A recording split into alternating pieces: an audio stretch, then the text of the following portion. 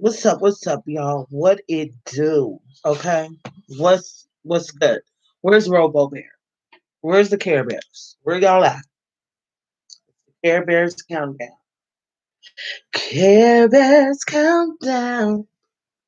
You know what time it is. I know you like that glitter. You see that glitter? Ooh. It's more sparkly, but I want a different kind. Oh, there's Robo Bear. What's good, Robo Bear? You always on deck, getting on my nerves. That's what's up. We're gonna wait for now. We got Robo Bear. We could get in here. But before I do what I wanted to do, ignore my background because it's hot outside. So when the hot come out, the dumb come out. My mama used to say that back in the day, and I didn't understand it. When the warm comes out, the dumb shit comes out. And it's true. I thought she was just a hater. Nope, she ain't no hater. The stupid motherfuckers come out when the heat come out. Like I had to battle against ratchet shit just trying to earn a check, okay? But let me jump into what I wanted to mention to y'all. Um this excuse all the noise. I'm in the hood. I'm currently looking to move. I'm like, fuck that condo. A bitch gotta go. I'm about to get an apartment and call it a day. I can't take it. I don't want to deal with it. And I'm not. I need a peace of mind. People are too loud. They don't give a fuck about anybody but themselves. I felt like, here we go. I felt like I'm the ultimate roommate. I'm not going to ever ask you for shit because I don't need you for shit. I'm not going to come knocking on your door ever. Okay. I'm not gonna, I'm not gonna do none of that. I'm mad quiet. I'm conscientious of my noise, and I just don't understand why people choose it. And you want to know what's ill? The people I'm talking about are senior citizens. No lie. Hey, Alicia girl, they're senior citizens. They are 20. So you get my ice cube chirp. They are 20, 30 years older than me. These are people that I regulate on a daily. Every person around me is older than me except my sister. She's a year younger than me or a few months younger than me. Everybody else is senior citizens, AARP members, and the whole nine. And I'm regulating senior citizens. So it's time for me to go. Because ain't no way I should be telling somebody's grandmama with red ass hair to shut the fuck up. It's just, it don't make no sense. It makes no sense. So anyway, let me shout out to the Radical Latino. I was on his live yesterday. So go check that out. Go show him some love. I saw him go live and they was talking about some real shit. And I fucks with the real shit. It got a little spicy at the end. Me and Denise kind of disagreed on some things, but it ended good. So it was a nice, healthy debate. And I wanted to talk about that with y'all real quick before we get into reading this book. We're on chapter 4, okay? And the reason why I want to talk about it because this is why we're reading the book. What we disagreed, where we disagreed when we were talking about feminists. We were talking about feminists in the feminist movement and how it's disrupting black and brown cultures, okay? And our she says there's too many hoes, and I agree with that, but at the same time, I was like, I don't think it's really too many hoes. I think we just see them now.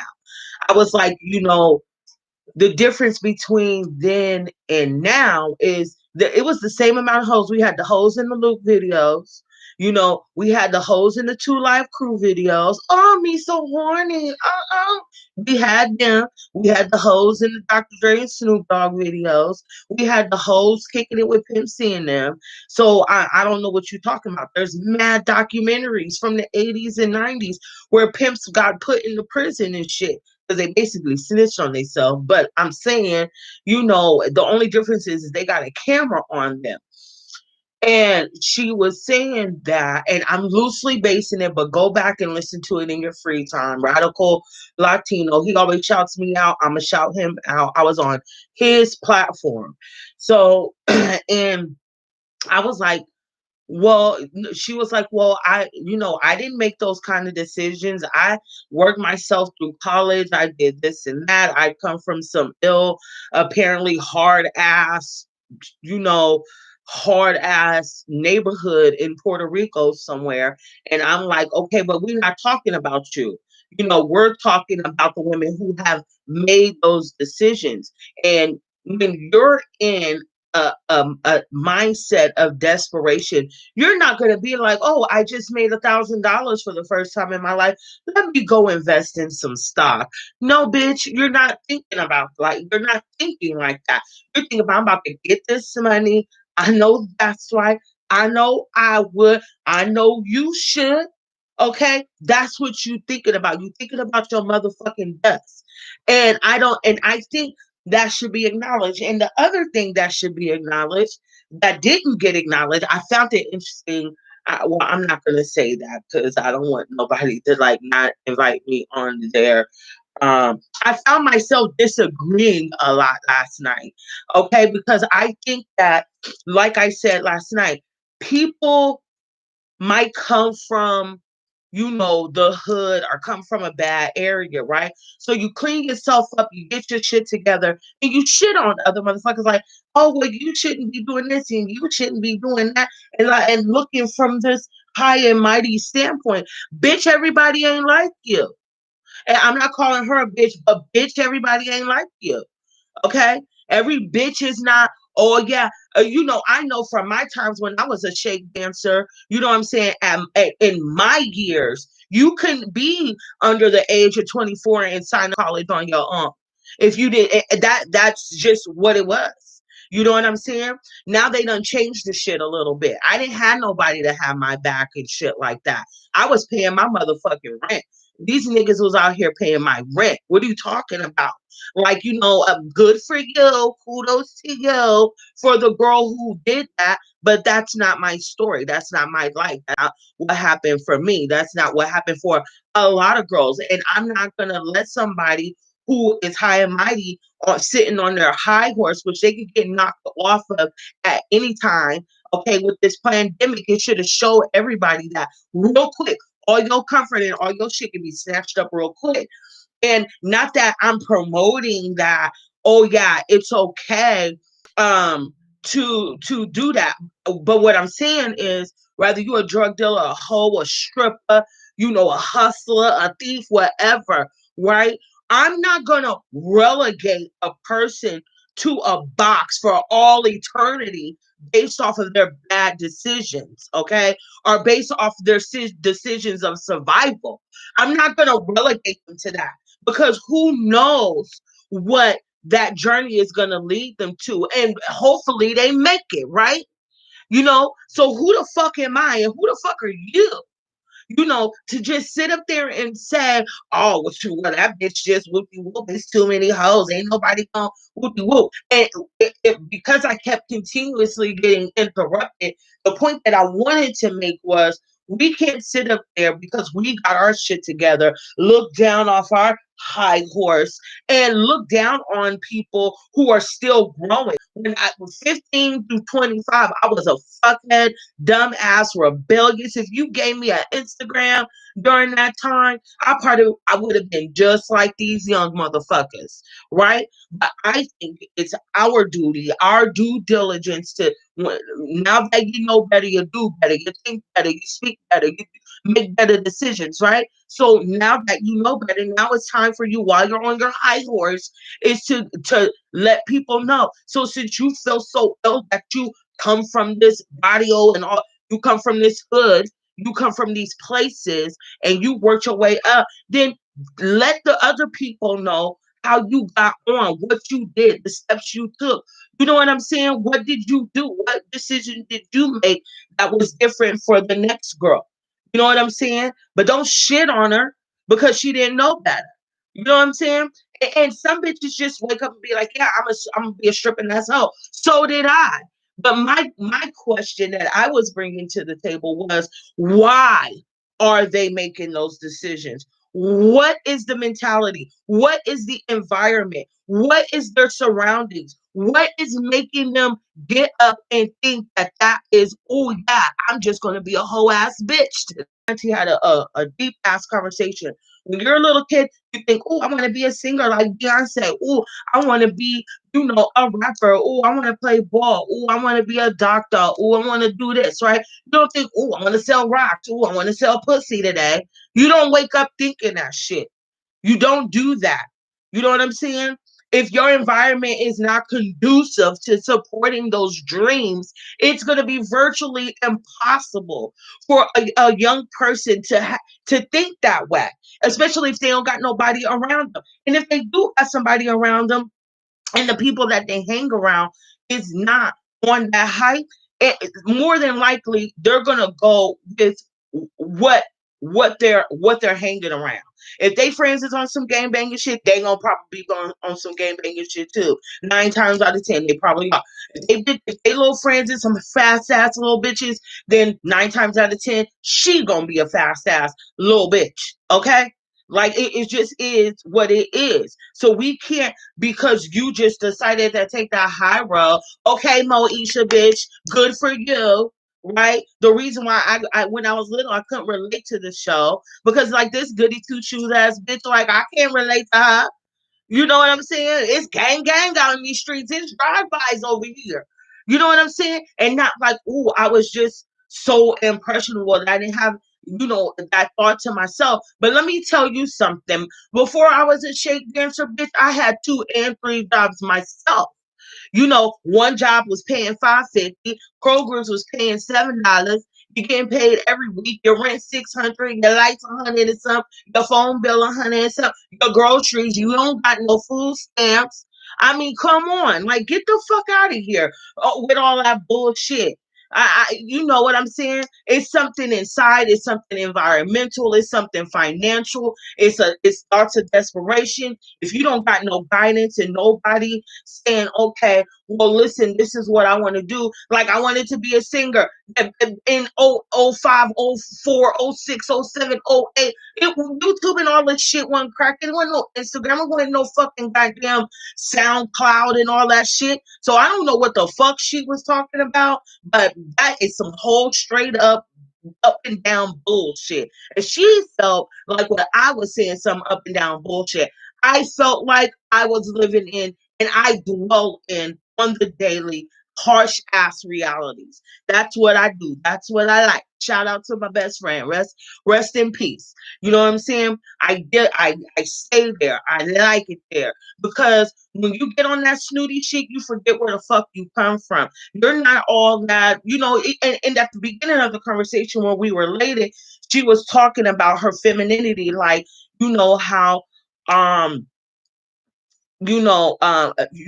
how we were discussing how it's important, what your femininity is, and I brought to the table what it's like for Black women because they tend to over masculine um masculize us. I don't even know if I'm using that right, but they put us on the covers as heroes and on the front line and if you look at these articles and magazines and shit, we're always on the front line with no man. We if you're dark skinned, if you my color or darker, you know what I'm saying? You ain't never got no man like Pam and Gina. Pam ain't never had no man. Every time it's a dark skinned sister, she ain't never got no man. She can't, she's just trife. Like we don't feel no pain. Like we're inhumane. You know what I'm saying? Like we don't got feelings. Like we don't get sad. Like because we voice how we feel, we don't got now we don't got no feelings inside. And I even pointed it out in her own community, in the Afro Latina community.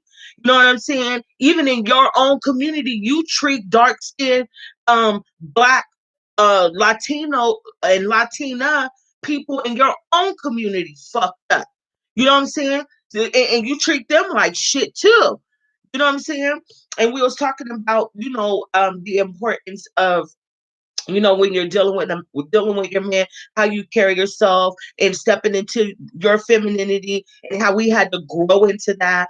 And she made a good point about our mothers not really preparing us for that. I kind of couldn't agree there, because when I came to live with my mom has been a housewife my whole life. So visually, I got to see that. I was blessed enough to see a woman within her feminine role, as as it was meant to be, for that dynamic that works for my parents, right? My mom got to stay home with the kids, take care of the house. When daddy brings home the money, mom dukes, make sure everything is on deck, house is looking nice, kids is looking good, food is on the table, lights is on, water hot, okay, clothes clean, okay, hair done, nails done, everything did. You know what I'm saying? And holidays nice, and up to par. You know what I'm saying? Vacations planned. You know what I'm saying? I got to see that. You know what I'm saying? But a lot of people don't get to see that, as what I learned from her. You know what I'm saying? And for the majority of my life, I didn't get to see it because I was with my father. But thankfully, I got to get that experience and see the importance of a woman in her divine femininity. And then also in connection to that, I got to see my aunts when I was with my mother, what a boss woman looks like, a career woman coming home, still cooking, still catering to her dude, while still achieving her own personal goals. Okay. And even my mother, while she was at home, she sold Avon and stuff. She won awards selling Avon. She was doing her thing. Like, she was really doing her shit from working from at home. So we agreed there, but we disagreed about the realities of some people's life-changing decisions that they make for themselves. So you're not just gonna, relegate and dismiss somebody's struggle and choices. Now, and I feel like that needs to be talked about a little bit more.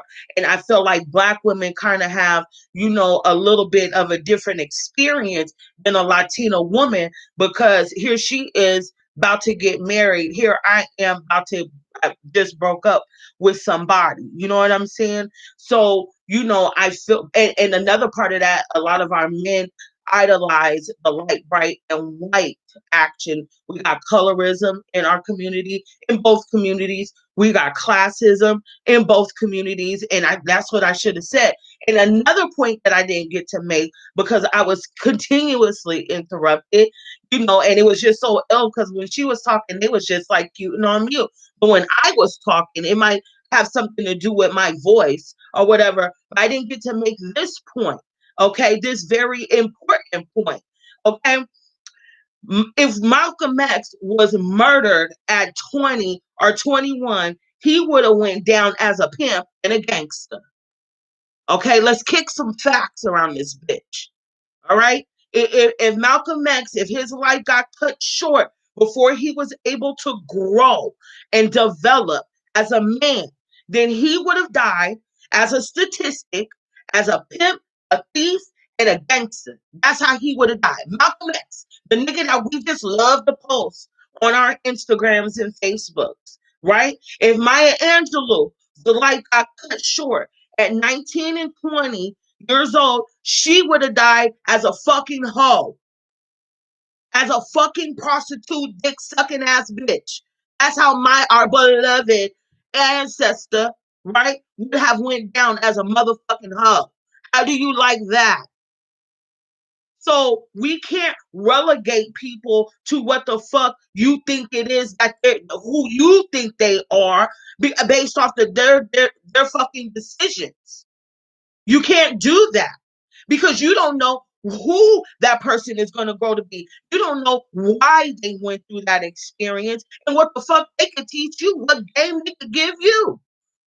Because maybe my mom said it best. Sometimes God takes his best angels through hell so they can tell everybody else what the fuck is going on. That quote in the quote, thanks, ma. Okay? Like, straight up. So let's kick some real motherfucking facts about some real motherfuckers that we love to have on the Oprah magazine, and we love to put the beautiful background in her quotes in cursive and shit. You know, a lot of our ancestors made some bad choices and decisions when they were in their 18, 19s and 20s, early 20s. Because a lot of us are fucking idiots in that age. Period. So come on. He would have died a pimp, she would have died a hoe. A whole hoe. So were we just gonna relegate Maya Angelou and dismiss her valuable works because she sucked for a buck? I'm just saying. So let's get off into this book because that's what we're reading this book for. It's about personal growth. And the fact of the matter is, where we are in this book with Winter is she's not developing. You want to know why? Because her mentality, she doesn't have the mental capacity at her age and the people that she's trying to show out for. She doesn't understand that the importance of, number one, her education. Nobody's putting that on her. That's what I'm noticing. Nobody's forcing school as an issue. Her environment is not conducive to her development as a young woman. All she sees is get money, labels, and niggas. That's it. That's and then when we're reading this book, she's now living in upper middle class, if not completely high class luxury neighborhood, right? And she wants to go back to the projects. You feel me? And I gotta say, I kind of relate with that a little bit because it's nothing like living in a black neighborhood, but fuck that, okay? Because our shits is shitty. I'm trying to find the wealthy black neighborhood, but anyway, she doesn't understand. Um, she doesn't understand what her father, the game her father is kicking to her. All she could hear is her own ideals and her hood rat friends and her project friends because that's who she's in communication with. She's in Long Island in the lap of luxury. Her partners is off in Bed-Stuy in Brooklyn eating pizza slices and sneakers, wishing that they were in her shoes. You know what I'm saying? And then in the background, we have the soundtrack um, of Sister Souljah preaching these ideals that she's completely ignoring. I was like that as well. You know what I'm saying? But here I am kicking game and preaching to the young folk. Okay, so now that I got that off my chest, and I hope y'all support the brother Radical Latino because he's fighting for his community. I'm fighting for mine, and I'm kind of the mindset because of where I grew up. If you're brown, you can get down, okay, and if you're white, I think I'm alright. But I fucks with him because he stands up for us, and I could fuck with somebody who fucks with us, and that's that. So we're in chapter 4 in the coldest winter ever. Thank you for listening to my rant because I could not get that off of my chest last night. I was up till 4 in the morning in that group, and I just appreciate the support and the opportunity to state my opinion on someone else's platform. Hopefully I get the opportunity to do it again. I need to start reaching out to more YouTubers that I admire, and hopefully I could grow this little channel. Okay. I'm definitely feeling that I got some antibiotics. It was the worst night ever. I ended up having to walk home. No cab, no Lyft, no Uber, no nothing was coming because of the weather. I was freezing to death. It was a horrible night, but them antibiotics kicked in, and I'm looking to make another appointment with another dentist office. Because, girl, I had to cuss them out today. I'll tell y'all about that another time. But I'm good. They got me on some ill medicine, so I could talk true, and it's enough to get me in there and get everything fixed. I thought I could work with this dentist office, but they were trying to hustle me. So I got another thing coming to them motherfuckers. Just know that. Because they not about to get nothing out of me. And you ain't about to be fucking on my credit. And I'm gonna keep fucking. I'm gonna keep um disputing that until the end of time, like forever. Just like that hospital that tried to kill my ass because they were so thirsty for the coronavirus, and really I had sepsis and was totally like dying. I'm gonna battle that to the end of time as well. I feel refreshed and feeling good. Okay. I was so crunchy on that last live, but I was just ready to stay strong. We was gonna get through that book. But we back, and let's get into this because I can't wait to see what happens next because I kind of forgot. It's already 7. Hopefully we could get a lot of chapters. Hopefully we could get this chapter kind of good. But hopefully we can knock down 2 by 8:30. Cause I already done found me another boo, honey.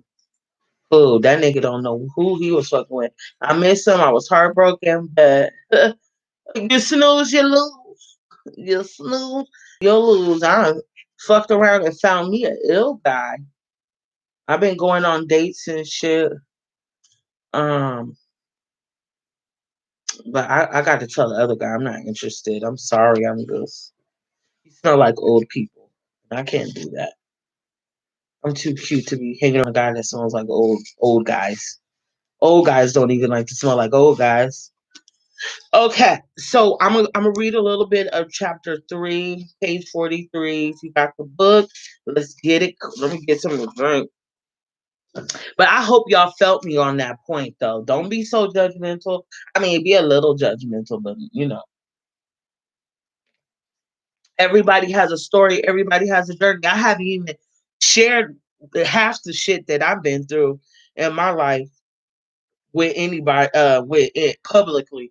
But I will eventually because I'm not ashamed of the shit at all. If I could do it again, I would do it again and do it different, bitch. That's how I feel about it. I love the hoes and strippers and drug dealers and all that, you know. But I'm getting off. I'm gonna go off on. I'll go off later. Okay, so let's see. Girl, we left off on the part where she was lying about how she fucked Winter, and really all he did was drop her. Her father found out where she was at, picked her up, and dropped her off for 150 bones. And he was like, he didn't even pay her no attention. So, but he picked her up in front of all her partners and shit. So she was feeling some kind of like, oh yes, bitch, I got the L nigga, So she jumped in the car like, bye, bitches, roll the window up and deuced on them. So her friend Natalie called and was like, so what did you and Midnight get into? Girl, she lying about how she got the dick. She ain't get no dick. She a lying ass bitch, and she hella boosted herself up for 20 on 10, talking about they just sat butt naked in the car. Girl. So I'll read that to y'all, and then we'll move on to chapter 4, okay? Okay.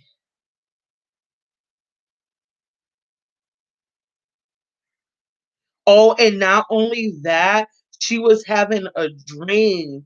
Uh Before her friend called, she was having a dream that Midnight proposed to her, and he was in the kitchen asking her father, I want to marry Winter, and she's the bomb, and la la la la la. And so this is where we'll start. The phone rang, jerking me out of my sleep, ruining my dream. If only it could have rung after the love scene, girl. I snatched the telephone as my sleepy eyes checked the digital on my dresser. Dresser. 6 o'clock in the fucking morning. What do you want? It was Natalie. She laughed. My long distance is working. Hey, wake up, hooker. So what happened? Where did you go? Did you get it? How was it? Was it small? Was it big? She fired questions like bullets. My mind was still sleepy. I needed enough energy to get my lies straight because I was definitely about to tell some lies. Girl, we went out for a late night, early morning breakfast. Where? She demanded. He took me to one of those big fancy dinners out in Queens. In Queens, okay, never mind. He had steak and eggs with potatoes. I had the shrimp and fries. Shrimp and fries? That ain't breakfast food. Girl, you know I don't like to eat breakfast. Anyway, get to the good part. Before I could even start talking, she was filling in the blanks for herself. Oh my God, wait till Tasia finds out about this. It's on now. Natalie bringing that whole Tasia's name up, only giving me fuel, bitch. No, she didn't say bitch. I added that. After breakfast, me and Midnight got back in the car. He took me to one of those lookout spots by the river. He started kissing me. Girl, his lips were so big and warm. He started rubbing my titties with those big ass strong hands. Girl, I thought I was gonna explode. He started taking off my shirt, and that's when I went Brooklyn on his ass. What happened? I told the nigga, look, don't try to play me out. If I'm gonna take off my clothes, then you gonna take yours off. Why I gotta do it all extra? You want to see my body? Oh, well, it's here. It's all here, but I want to see your body too. No, you didn't. Yes, I did. So what happened? He took off his shirt and said, now you take off yours. Girl, what grown ass man? Okay, anyway, you take off yours. So I did. He took off his pants and said, now you take off yours. So I did. Oh, shit. Natalie was going ballistic. Ballistic. Then what? He took off his drawers and said, now take off yours. Did you? I sure did, girl. I looked at his big black ass balls hanging against the soft leather, the soft white leather car seat, and that was it. We got busy, bitch. Was anybody looking? Hell no. I don't know. We weren't worrying about that. After that wild sex, we just chilled butt naked. Him and his seat butt naked, me and my seat butt naked. La la. Girl, she is a la. Get out of here, you lying. Natalie screamed, girl, for real. I made sure my sweat sunk into that leather just to let every other bitch know I was there. The next bitch that gets into that car is gonna smell me all over. We both laugh. Girl, she is a liar. Okay. Chapter 4 with her lying ass. Uh, the next weekend came so swiftly. It was 12 noon when I woke up. It was my mother's voice. She was going off about how she was not spending one more day caught up in the house. See, her mama fast too. I mean, you know, her mama fast. Where was her fucking car? She wanted to know. Today's the day. Today's the day. My fucking Benz is supposed to be parked outside of my bedroom window with a big ribbon on it. Where is it? She demanded. The tone of my mother's voice was rare. I could hardly say I ever heard it being this rough. All I could think is here go two Concorde jets about to have a head-on collision. My three little sisters came running into my room, stuffing their little bodies under the covers with me. I expected to hear Santiago yell back, but he didn't. Instead, my mother just continued blowing her cool and doing something she told me not to do. She was making it clear who the boss was. A real woman was not supposed to do that. A bad bitch controlled without the man even knowing that she was being dominated. Okay, first of all, that's kind of facts. A bad bitch was so slick that she made him think he was calling the shots while she planted the seeds that was the owner of all his thoughts. Not today. My mom told Santiago she didn't want to hear no shit. He was going out with her today, her birthday, to buy that car. She was leaving with him, she instructed. After his business was transacted, Santiago was to buy that car she had been holding her breath for. She wasn't interested in no other presents, no matter what they were. Through the walls, I could hear the bass in Santiago's voice, but not his exact words. The next loud sound I heard was the door slamming. From silence, I knew that was both of them were gone. As my brother had said last week, she always had her way. Oh, she really should have listened to Santiago in that regard because he's not trying to buy too much flashy shit. He just bought that LS pad. You know what I'm saying? It's not like they pulled up and pulled up to that. he bought all that shit with drugs. You know what I'm saying? So it's not like they pulled up with it. You know what I'm saying? So here it is, you moving into this ill pad. You're black and Spanish, and now you're going to get a Benz. People, white people is going to snitch. But anyway, she always had her way. A Saturday evening, the stars fell down 6 minutes after 6 hours after their argument. I remember it clearly. That was the time the phone rang. Winter, get the kids ready. I'm coming to pick you up. I didn't recognize the slow, steady voice. Well, who is this? This is Midnight. Listen, your father asked me to come pick all of you up and bring you out here. Oh, you're becoming a regular little taxi driver, huh? This is serious. I'll be there in 2 hours. Click. Damn, should I beep Santiago? This had never happened before.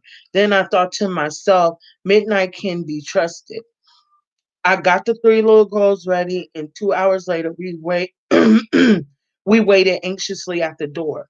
My 8-year-old sister wanted to fight me for the front seat of Midnight's Acura. I told her to take her little ass in the back with the twins. I wonder what would make her think she could ride in the front seat. That part, big sis, that part. With my man. Hey, Cashel. Hey, Leisha. Thank you guys for pulling up. You're listening and cooking. Yes, girl. Get your cook on, Chef Cashel. Hell, she probably already had a crush on him. Little girls starting to get horny at a younger age every year. Where we going? I asked. My heart was filled with all kind of feelings. We have to rush. Just get in. I'll tell you when we get there. It's not for little girls to know. I'm sorry, y'all. Midnight tried to fill up the empty space with the radio. Other than the music, we rode in complete silence, while one of my sisters tried to peel the last bits of sticky paper off her now and later candies in the back. Oh God, I thought to myself, I hope she don't suck the candy and leave it stuck to the side of his seat like she normally does. I imagine Midnight pulling over and throwing all of us out on the expressway. For messing up his leather interior. I laughed to myself. Meanwhile, he got a whole little sister himself. Just then, the aggravating voice of Sister Souljah leaped out of the radio and started choking me. Okay, so this is her. The ancient African elders believed that what you sow, you reap. If you do something positive will come back to you. If you consciously do negative things, then negativity will rule your life. I sucked my teeth with the thought, why don't that bitch just move to Africa? She's always talking about some African mumbo jumbo.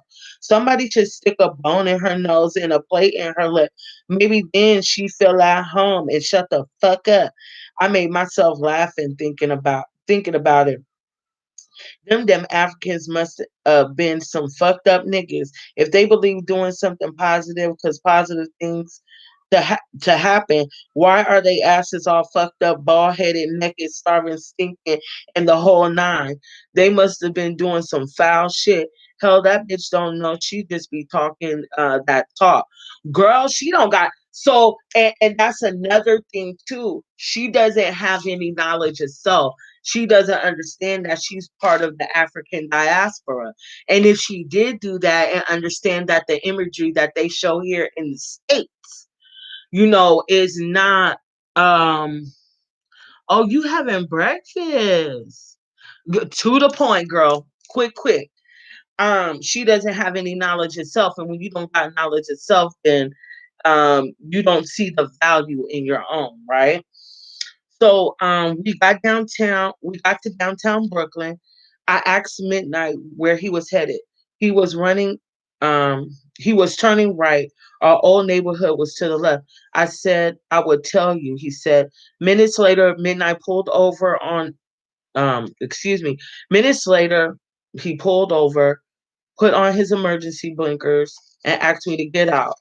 I got out. He came to my side. He didn't let the girls get out. I said, I don't, I know we ain't leaving them in the car. Come here. I got to tell you something. He put his arm around me and looked me dead in the eyes. Your mother's in the hospital. She's been shot. Oh, shit.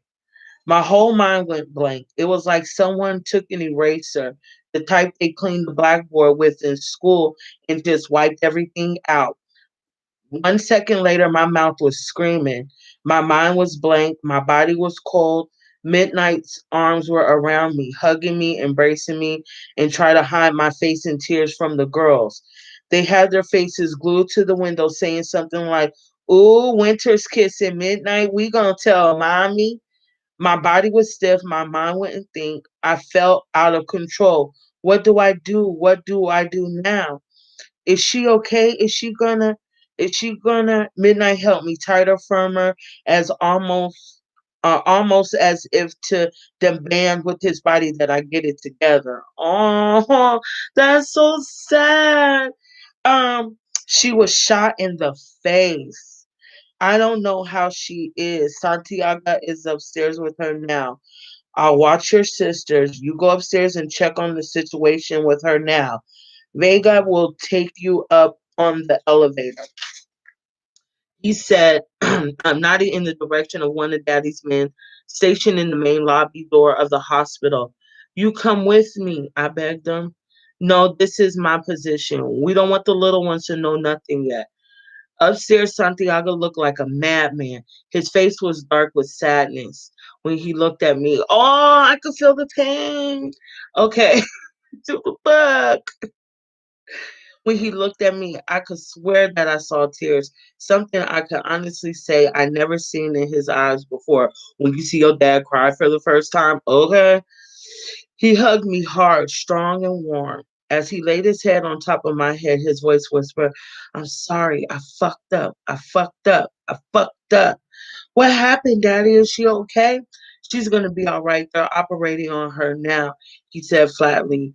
I should I should have just gotten her car. I shouldn't have hesitated. What happened? I should have never let her ride with me today. I knew better than that. What a stupid mistake. What a fucking mistake. The motherfuckers is gonna feel it. Violation. He grabbed my face with both hands. They'll take care of your mother, he said, using his eyes to point to his men stationed in the waiting room. You take the children and stay with Midnight. Where are you going, Daddy? Can I see Ma? My words hit his back. He walked out the door. The doctors, nurses, attendants, hell, it took an entire hospital, it seemed like, to hold me back. Damn, I wanted to see my mother. They kept telling me she's on the operating table. She'll be in intensive care later. Contamination, infection, blah blah blah. Pizzazz and Rodriguez. Oh, Pizzazz and Rodriguez. Two more of Daddy. Oh, they extra Spanish now. I know for sure.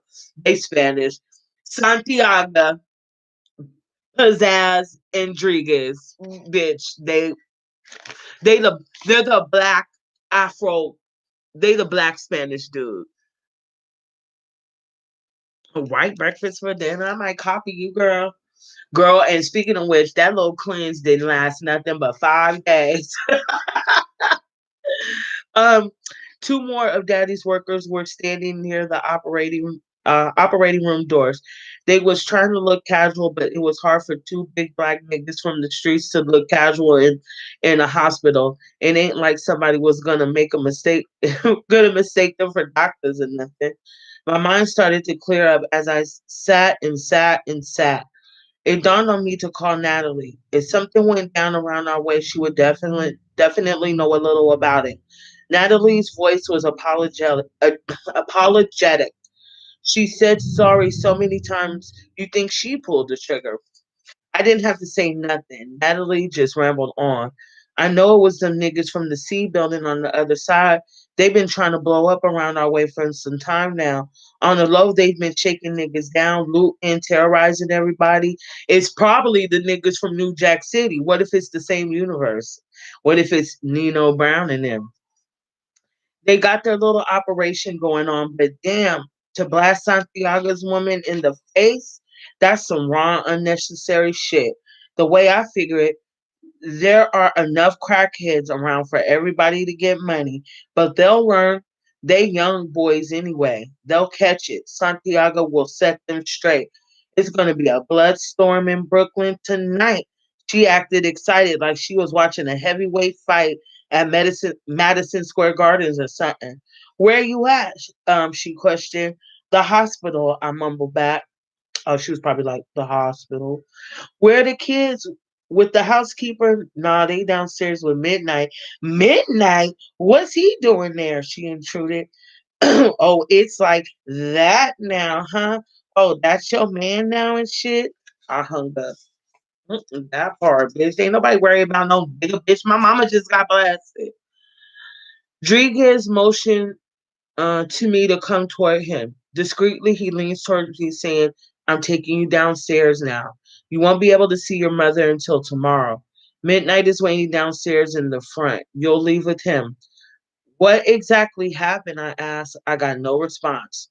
Dropped the kids off at Laurie's house. I told Midnight from the passenger seat, I want to go check on some stuff. He looked at me with complete defiance, told me that he already had the plans from Santiago and I should sit back and do as what I'm told. Just let me make one stop in, I said, figuring I needed to be on my Brooklyn block where the shit was jumping off at. Why the fuck would she think she needs to be on the Brooklyn block? That lets you know she don't know a motherfucking thing. Why would you want to be on the same street that your mama got blasted on? Yo mama, bitch, yo ho mama. Girl, you think they gonna give a fuck about you? Girl, I needed to be with my girls, ready to do whatever we had to do. Like what? That's the problem with all you women, Midnight said dryly, like he was 40 years old instead of 22. Nobody can tell y'all shit. You never want to listen, never want to follow instructions. Then when shit go down, all the fuck you can do is cry. Facts. Facts. I don't give a fuck. That is facts of life. And that's true. And that's something I had to check myself on when I was with, well, my ex checked me on a lot. You know what I'm saying? Because, bitch, you ain't gonna do shit. What the fuck you gonna do? Cry, bitch? I love him and miss him. We crossed the state line into New Jersey. Midnight pulled into a Marriott hotel parking lot. As many times as I thought about me and Midnight's hot bodies all twisted up in some crisp, cold, new white hotel sheets. Girl, don't be in them sheets. That shit is nasty, bitch. You gotta bring your own sheets. I never imagined that we would be here under these circumstances. We're going to stay here tonight, he said. A big smile spread across my face. No, this is serious, he spit, as though my delight was somehow illegal. Bitch, it is illegal. Like the fuck? I'll check in for all of us. Most likely nobody will ask, but if they do, we're one we're one family renting a suite, last name Cooper. Okay. So for those future watchers who are coming into the room, make sure you slide through with a like, okay? And you come over here and you tune in and learn something right quick. I'm gonna go on here right quick. And I'm about to put this on the gram because we need to get to a thou wow. Like I'm tired of being in the 700s. I need a stack of subscribers, okay? I need a whole rack. I need a rack. Can we get a rack? Can we get 1,000 subscribers? Can I start doing giveaways? My subscribers is too puny for me to and I love my subscribers. My my girls get down. They pull up. But we're reading The Coldest Winter Ever. We're still in the middle of chapter 4. They done pulled up to the Marriott. Okay. Boom, boom, boom, boom, boom. So they're under the name Cooper. Cooper, is that your last name? I asked. See, you don't even know my name. Remember that. I love Midnight. He be checking her at every point. That's what I'm hoping for. I thought to myself, is that supposed to be some kind of fucking answer or something? The suite was immaculate, top of the line. I couldn't have asked for more if I was on a honeymoon. A Marriott bitch, girl. For your honeymoon? Okay. No offense, but I'm just saying, have better hopes for yourself. There was one king size bed and a living room with a couch with a pull out bed inside. Each room had its own television. The bathroom was huge, marble down, and looked brand new. I stepped in there, took a deep breath, and figured maybe after the kids went to sleep, we could room service some Cristal and sip while we took a bubble bath together in the jacuzzi. Girl, what the fuck? I needed something to relieve all my pressure, and why not get with the man I always wanted? You four can take this bed, Midnight said, pointing to the bedroom. I'll sleep in the living room. We'll be here for the next 3 days, so get comfortable and chill. You three don't make a mess, he said with a certain joking tenderness that must have been reserved for only children. 3 days, I hollered with my hand on my hips. Can I talk to you for a minute, please? I pointed toward the living room.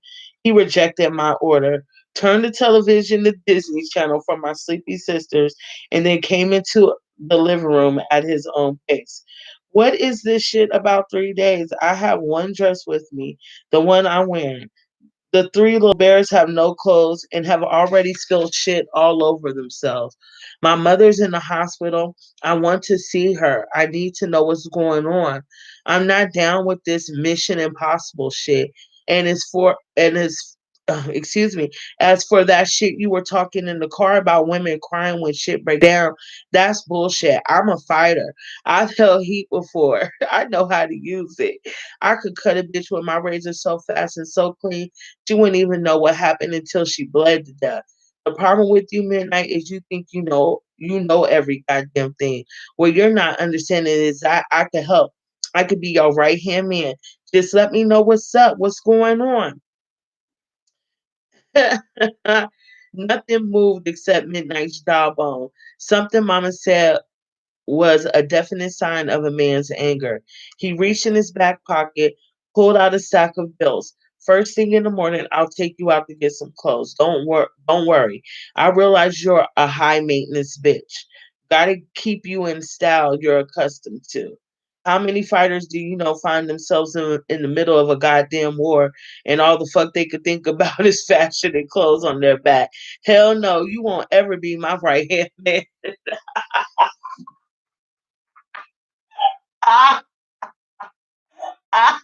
Why did Midnight read her like that?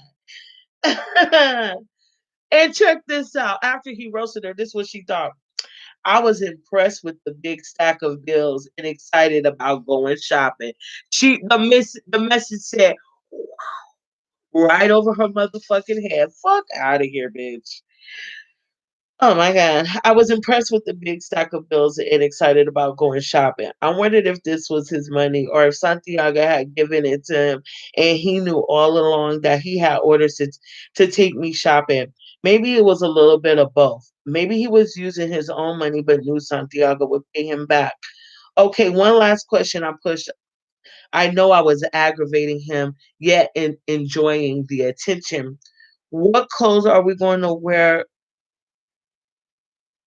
What clothes are we going to wear out to go shopping in the morning when all of our stuff is dirty?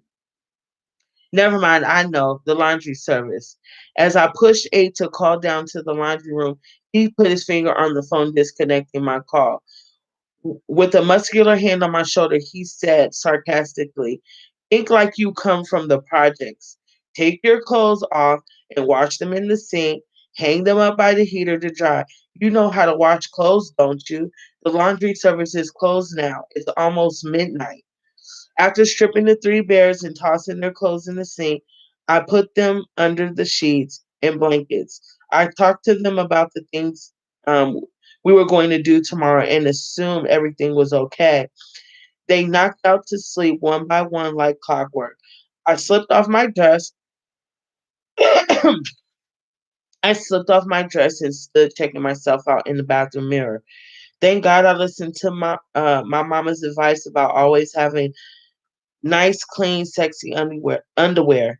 If I was a tackhead, I could I could have got caught out here with some beat up drawers on on my ass with shit stain and a big old hole in them.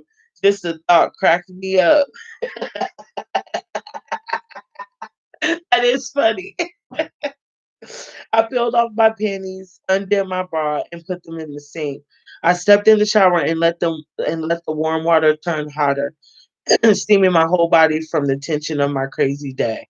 My mind was downloading slowly. What about Mama? What would her face look like now? Would she have to get plastic surgery? Would her face be temporarily disfigured? What would Santiago think of her face? Of course, he would make sure she would get the best medical treatment and everything. How long would she stay in the hospital? Oh my God, would I become a professional babysitter, getting stuck with my little sisters? Santiago would definitely have to hire the housekeeper full time instead of part time to watch the kids. What about Midnight? What was his beef with the world? Or was it he just like pissing on my world? For once, Mama was wrong. She told me that Midnight wanted me. She told me that she told me that only his fear of Santiago stood in the way. But that was not what I saw in his eyes. Fear.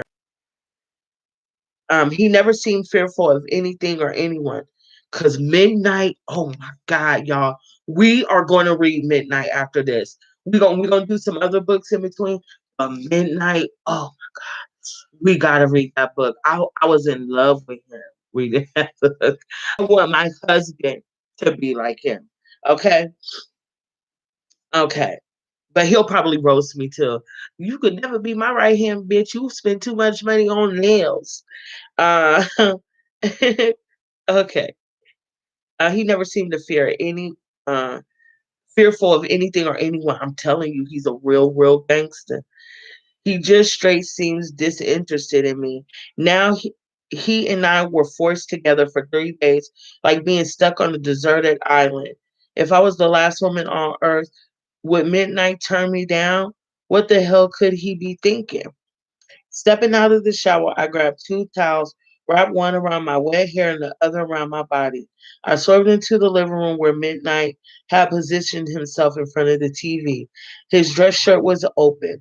Underneath, he was wearing one of those crisp white undershirts. I could see his gun on his waist, half tucked in his pants. My eyes slid down his legs. I could see another gun he held near his ankle. The blackness, the guns, his muscle structure, that white shirt, those white teeth, and his unfiltered anger was so seductive. I had to try to get with him. Oh, I'm telling you, that is my steez. Okay? I'm talking about that's my steez. Okay? The blackness. Okay? Whew, I love those kind of guys. Anyway. Do you want me to wash your clothes? I'm getting good at it now. No, that's okay, he said without even taking so much as a look at me. I stepped over and into the chair opposite of him. I'm tired, I said, stretching my arms slowly above my head. Go to bed then, he said cruelly, as if he didn't want to be bothered. I picked up my legs and placed them on the arm of my chair. I was now going to become the freshly showered, hair wrapped, body wrapped in a towel ivory girl. I started playing games with my legs, repositioning them, opening them slowly, closing them slowly. I was making it possible for him to see the hairs on my pussy. She stars. If he only wanted to. When I got excited enough, my juices would start to flow, releasing the scent of willing pussy, definitely something he wouldn't be able to fight. Are you a homosexual, Midnight? Because if you are, that's cool. To each his own and all that good shit. He laughed, a rare laugh, and without turning around, he said, Go to bed, little girl. Little girl? Do these look like little girl titties to you? I stood up and released the towel, dropping it to the floor. I wanted him to see my 34 double D's so he could take back his insults. I wanted him to see my whole body. He stayed stiff like a mummy, unaffected by my nakedness. And I mean, I was butt naked, standing in the middle of the hotel suite, which was designed for fucking. Midnight leaned up, grabbed the remote, and started surfing channels. I'll see you in the morning, he said finally, like a father would. I sucked my teeth, picked up my towel, and returned to the bathroom. Now, if he was a Mark ass nigga, right? If he was a Mark and a Chester, because she's 16, okay? She's 16, by the way. Now, I know he fine. I get it, okay? But this a grown man right here, okay? And he don't like fast ass little bitches like you, okay? Flat out. Um, so if she paid attention to that sister soldier, she might have had a chance in the future. No, I'm just playing. I washed, rinsed, and twisted the clothes as if they were the source of my anger, laying each piece out to dry separately. Some by the heater, some on the shower curtain. I tiptoed into the bedroom, not wanting to wake my sisters. I grabbed one of the pillows from the bed and sat my bare ass in the comfortable chair next to the bedroom window where I slept.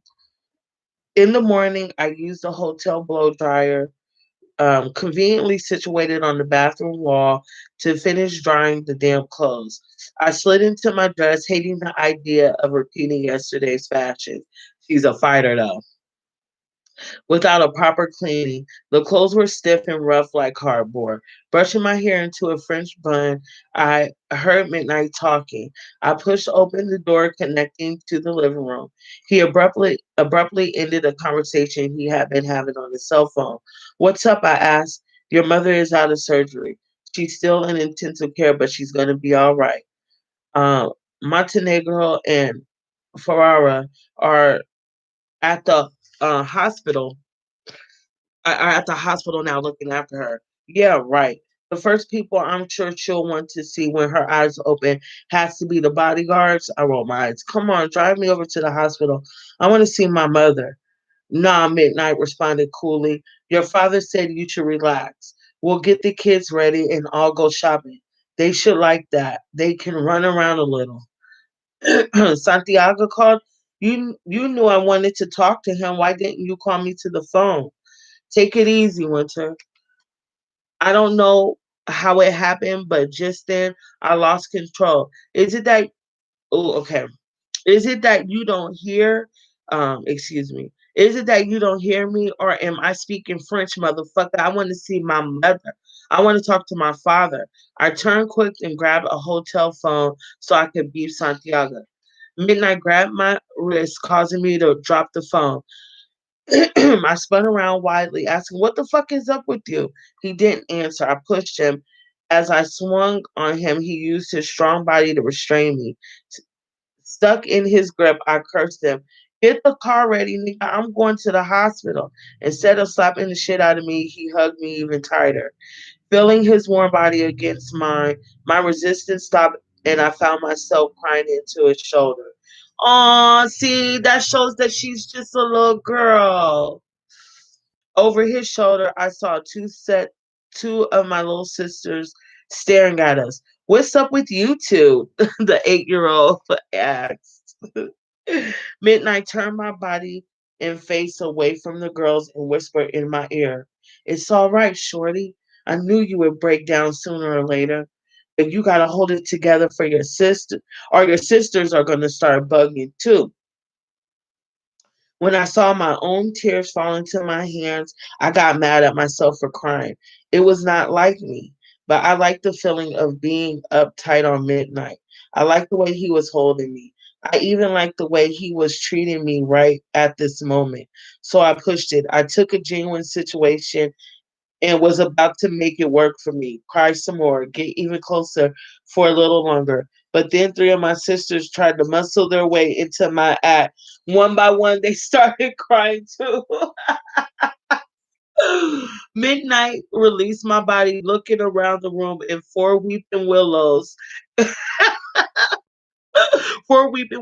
got a look on his face that indicated he couldn't stand the pressure.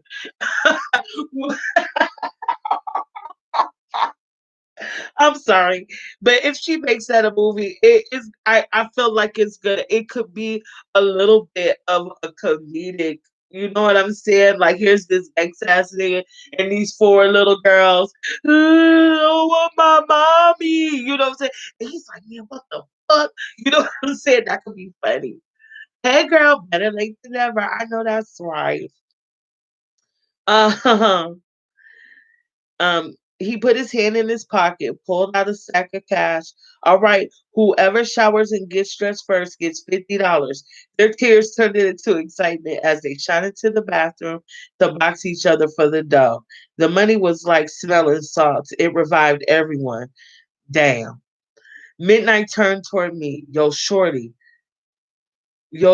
tough. I'm sorry. I'm sorry. Yo, shorty, tough. 2 more days. That's it.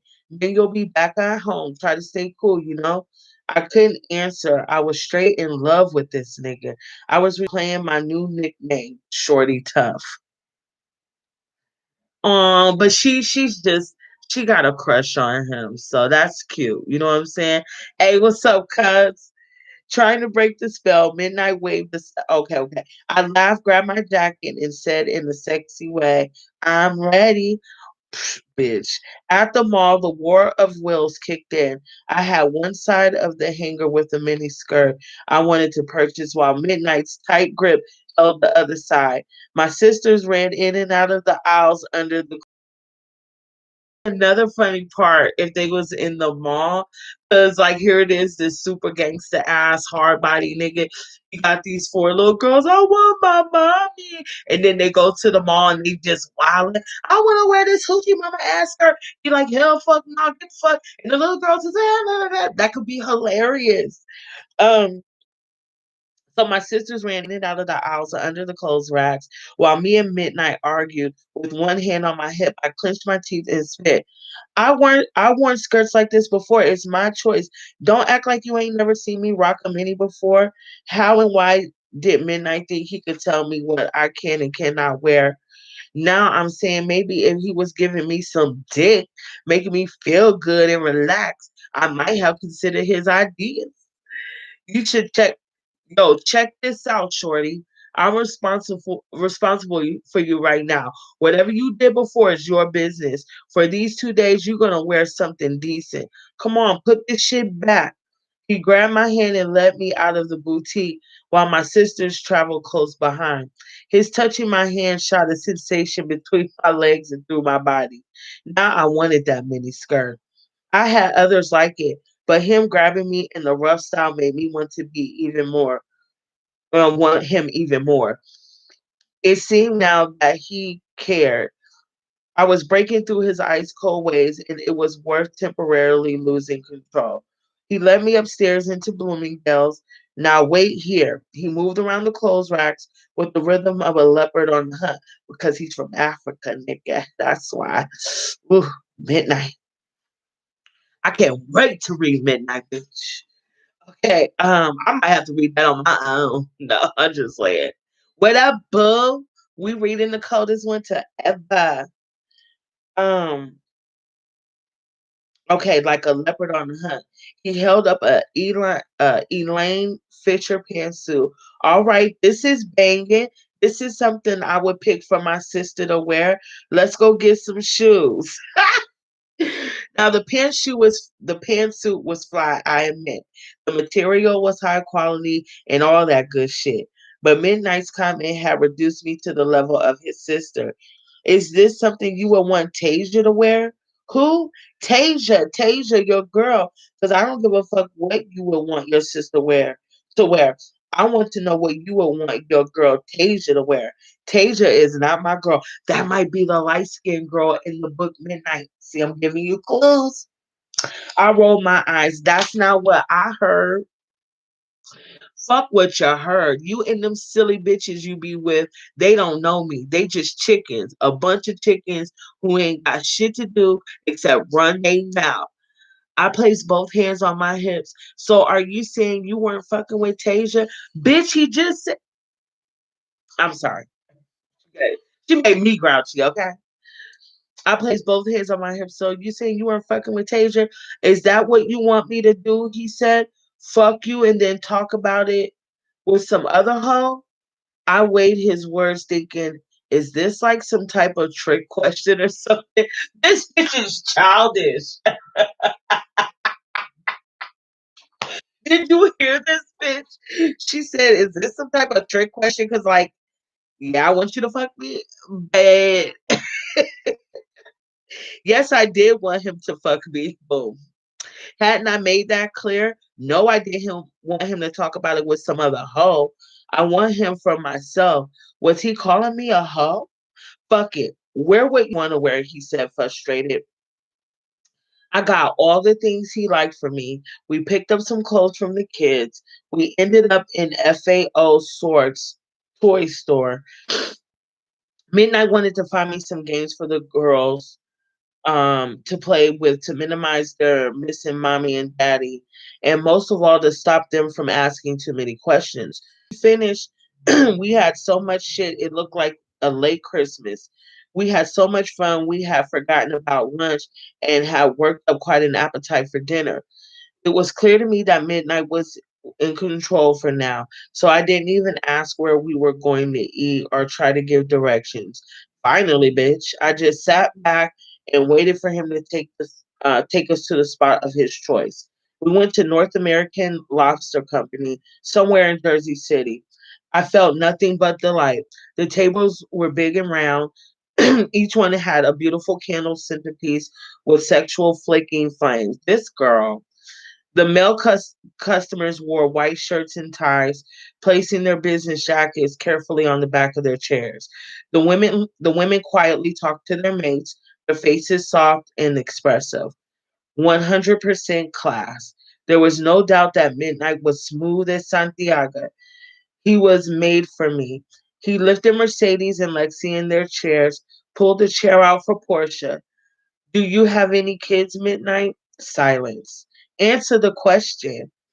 You ever see me with the kid? He asked, now aggravated. That's not the point. A lot of niggas got kids everywhere, but you never see them. Facts. Yeah, well, I'm not a lot of niggas. If I had a kid, everybody would know. I felt easy again. How old are you anyway? I asked, already knowing the answer. You starting to sound like the police. Not hardly, I said, smiling, real sexy like. I'm 22. Without missing a beat and without being asked, I responded, I'm 18 in 3 weeks. He looked at me serious. Lying sure comes easy to you. I know, because she a lying ass bitch. Can you? I'm just saying, she's just a lying ass bitch, man. That gets on my nerves. Lying sure does come easy to you. You don't have to take a breath, blink, twitch, or nothing. You might be reading her. He'd be reading her. He said, lying sure does come easy to you. You don't have to take a breath, blink, twitch, nothing. The lies just roll straight out of your tongue. How old do you think I am? I asked Midnight. She didn't even care that every time he read her, she don't even care. How old do you think I am? I asked Midnight. Portrait tucked in. She's 16. She'll be 17 in January. I pinched her leg under the table. Little sisters be fucking it up, don't they? Back in the hotel room, we played Go Fish, Pity Pat, I Declare War, Oh May, Candyland, Trouble, and Sorry for the three little ones, and sorry, it wasn't no comma. Before the three little ones passed out, everything was less tense than yesterday evening, and for me, this meant an opportunity. This bitch. Before I could organize my approach, however, Midnight grabbed the remote and clicked on CNN News. I got up and stood in front of the television. He had entertained the kids. It was time for him to entertain me. He got an instant look of disgust on his face. I love Midnight more and more. Why don't you do something with yourself? He asked, annoyed. I glanced up toward the mirror to check my appearance. I look good to me, so I asked something like, what? I don't know. What do you do? What are you into? My mind drew a blank. So what's up, Shorty? What's the answer? Nothing. Getting high, chilling with the homies. Sorry, I had to get him out of here because he was about to start that stupid ass crying. I smiled like the I smiled, liking the fact that he was playing with me. The answer to what? He shook his head as though I was frustrating him or something. He was like, "This bitch is a stupid ass chicken head." That's what he's saying. Um, like to enjoy myself, I said with much attitude. What do you know about that, Midnight? I like to feel good, relax, get high, fuck, dance, shake my ass, shop. I like to be turned on, and I love to turn other motherfuckers on. Okay, boom. So this is what we was talking about, or the point I was attempting to make. You see where her mindset is? She's just a fast ass little heifer girl. She just really is. She's only 16. But I feel like you're gonna go through that. I don't care what nobody say. And if you didn't go through it when you was a teenager, you're gonna be the old bitch going through it. It just is what it is. The hormones is gonna come popping and bursting and kicking ass, and ain't nothing you could do about it. It is what it is. What do you read? He asked. What's the name of the last book you read? The bitch don't even go to school. Um, I like movies. I like chilling with my girls. Matter of fact, if I wasn't stuck here with you, I'd have plenty of good shit to get into. What you gonna be when you grow up, Winter? Whatever. Maybe I'll get a job like yours. I said, cutting back at him and him know um letting him know me and him are the same kind of people.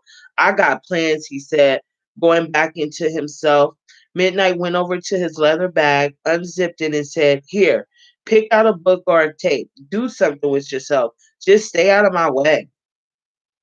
So he had the books: The Art of War, The Wretched of the Earth, The Judas Factor were a few of the books Midnight had in his case. Oh, Midnight is deep. Those are good reads. I got The Art of War, and I ain't never heard about The Wretched of the Earth. Let me write that down, bitch. Hold on, y'all. Write that down.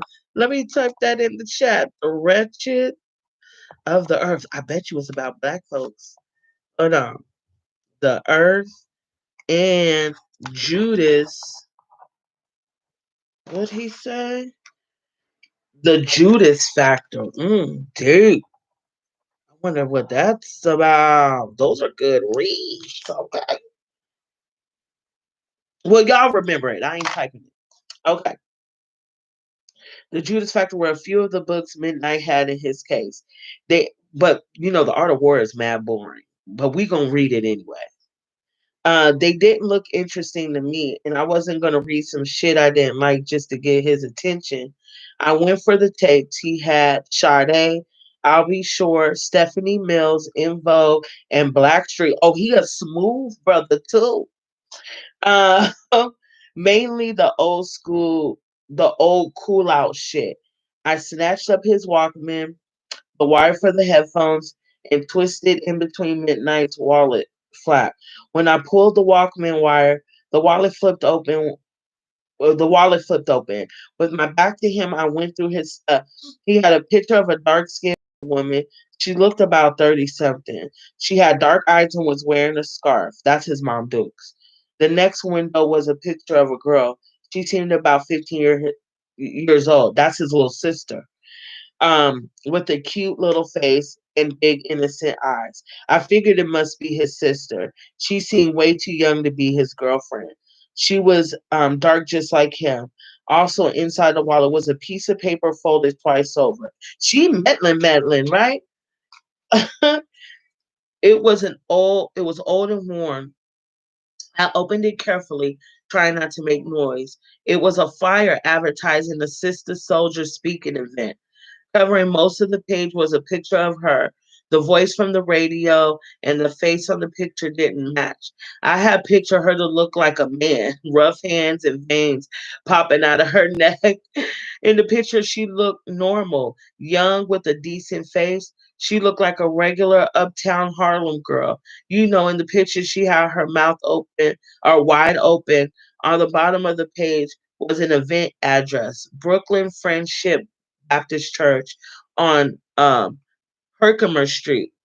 I quickly folded back up and slid it into his wallet. I laid the wallet back into his overnight bag and went back to my room, closing the connecting door. Um, Taking one of the pillows from the bed, I set up the corner chair for myself once again. I turned on I'll Be Sure and jam drifted out to all I do is think about. I can think about you now, night and day. About you. Oh, oh. Yes, I had that tape. Me and my dad used to bump that. I can tell you how I think. I'm about to listen to that later. I can't say I remember my entire dream that night, but I do remember a vision of me and Midnight's children. Girl, stop. There were three of them. The oldest was a nappy headed, rugged looking boy, my son, rough the way I like them. The girls had good hair like me. They were the color of hot caramel with diamond earrings. All of them were styling in complementary colors. Pele, I don't remember how to say that. That's throwback. Jumpers with some kicks so fly they even haven't invented them yet. Shut up, Winter. When I pushed the door open the next morning, Midnight was stretched out on the floor doing push-ups in his undershirt and shorts. He was breathing and sweating. My eyes raced across his body. I'll drive you home about 10 tonight, he said. Inhale, exhale. Everything straight. Santiago will be there. We just need to find something to do with the girls today, to keep their attention. At the count of 150, he dropped and rolled on his back. He curled up his fist. He curled up his fist in under his shirt, exposing his solid six pack. Ooh, in his stomach. Look, bitch. I was busy visualizing. Y'all gotta come to YouTube. Real talking healthy food. Okay. Oh, midnight sexy, sexy. At the count of 100. Okay, yeah. What do you think we could get the shorties into today? He asked. I didn't respond. Winter, what up? You there? I smiled. He looked into my eyes and smiled. You always looking for trouble. Some shit you can't handle. Midnight delivered us home at 10 p.m. sharp. My handsome father was standing in the doorway waiting. His white linen suit gleamed in the light from the moon. His big hands rested in his pockets. Man, when I envision Santiago, I just envision like this really tall, you know, maybe like let's see, two shades lighter than me, ill curly joint, one of them, but with grease and water hair. You know what I'm saying? Waving in the motherfucker like long, sitting like probably right about here. You know what I'm saying? Just player. He wears suits and he wear the ill velvet, Stacey Adams joints. Grown man shit. You know what I'm saying? Just real fine, like fine, fine. Not yeah, like not Shamar Moore because he's too clean and good. We need like somebody thuggish, ruggish. I can't think of nobody, but like you know almost like lazy bone kind of hard, but finer than him. He fine too, but finer than him. Just smooth and probably got a little bit of an accent because his mama Puerto Rican or something. You know what I'm saying? Mm. Anyway, I got too deep with that, right? Uh, he embraced Midnight as if he was family. He held my younger sisters in his arms one by one and gave me the warmest, securest hug back into my safe home. The house was extra clean. The music, old Earth, Wind, and Fire album, played softly in the background. Santiago took Midnight into the den. Midnight came out a short while after, offering a general good night without so much as a glance in my direction. Santiago sent my sisters off to bed with the idea that mommy was away, as if on a trip, and would be home the next weekend with candy and presents for everyone. I knew to be quiet. Santiago looked more peaceful than he did on the day of the shooting incident. I switched on the lamp on my vanity table, and the light added and the added light revealed a strange scar on the side of my father's head. There was a maroon colored dent hidden close to the right side of his hairline. The scar just made him more masculine than ever. Just tough, sexy, and unstoppable. Girl, what the fuck? So this means the bullet skimmed her father and went through her mother's face. But she's talking about sex, girl. I guess I feel her, but I'm just, girl.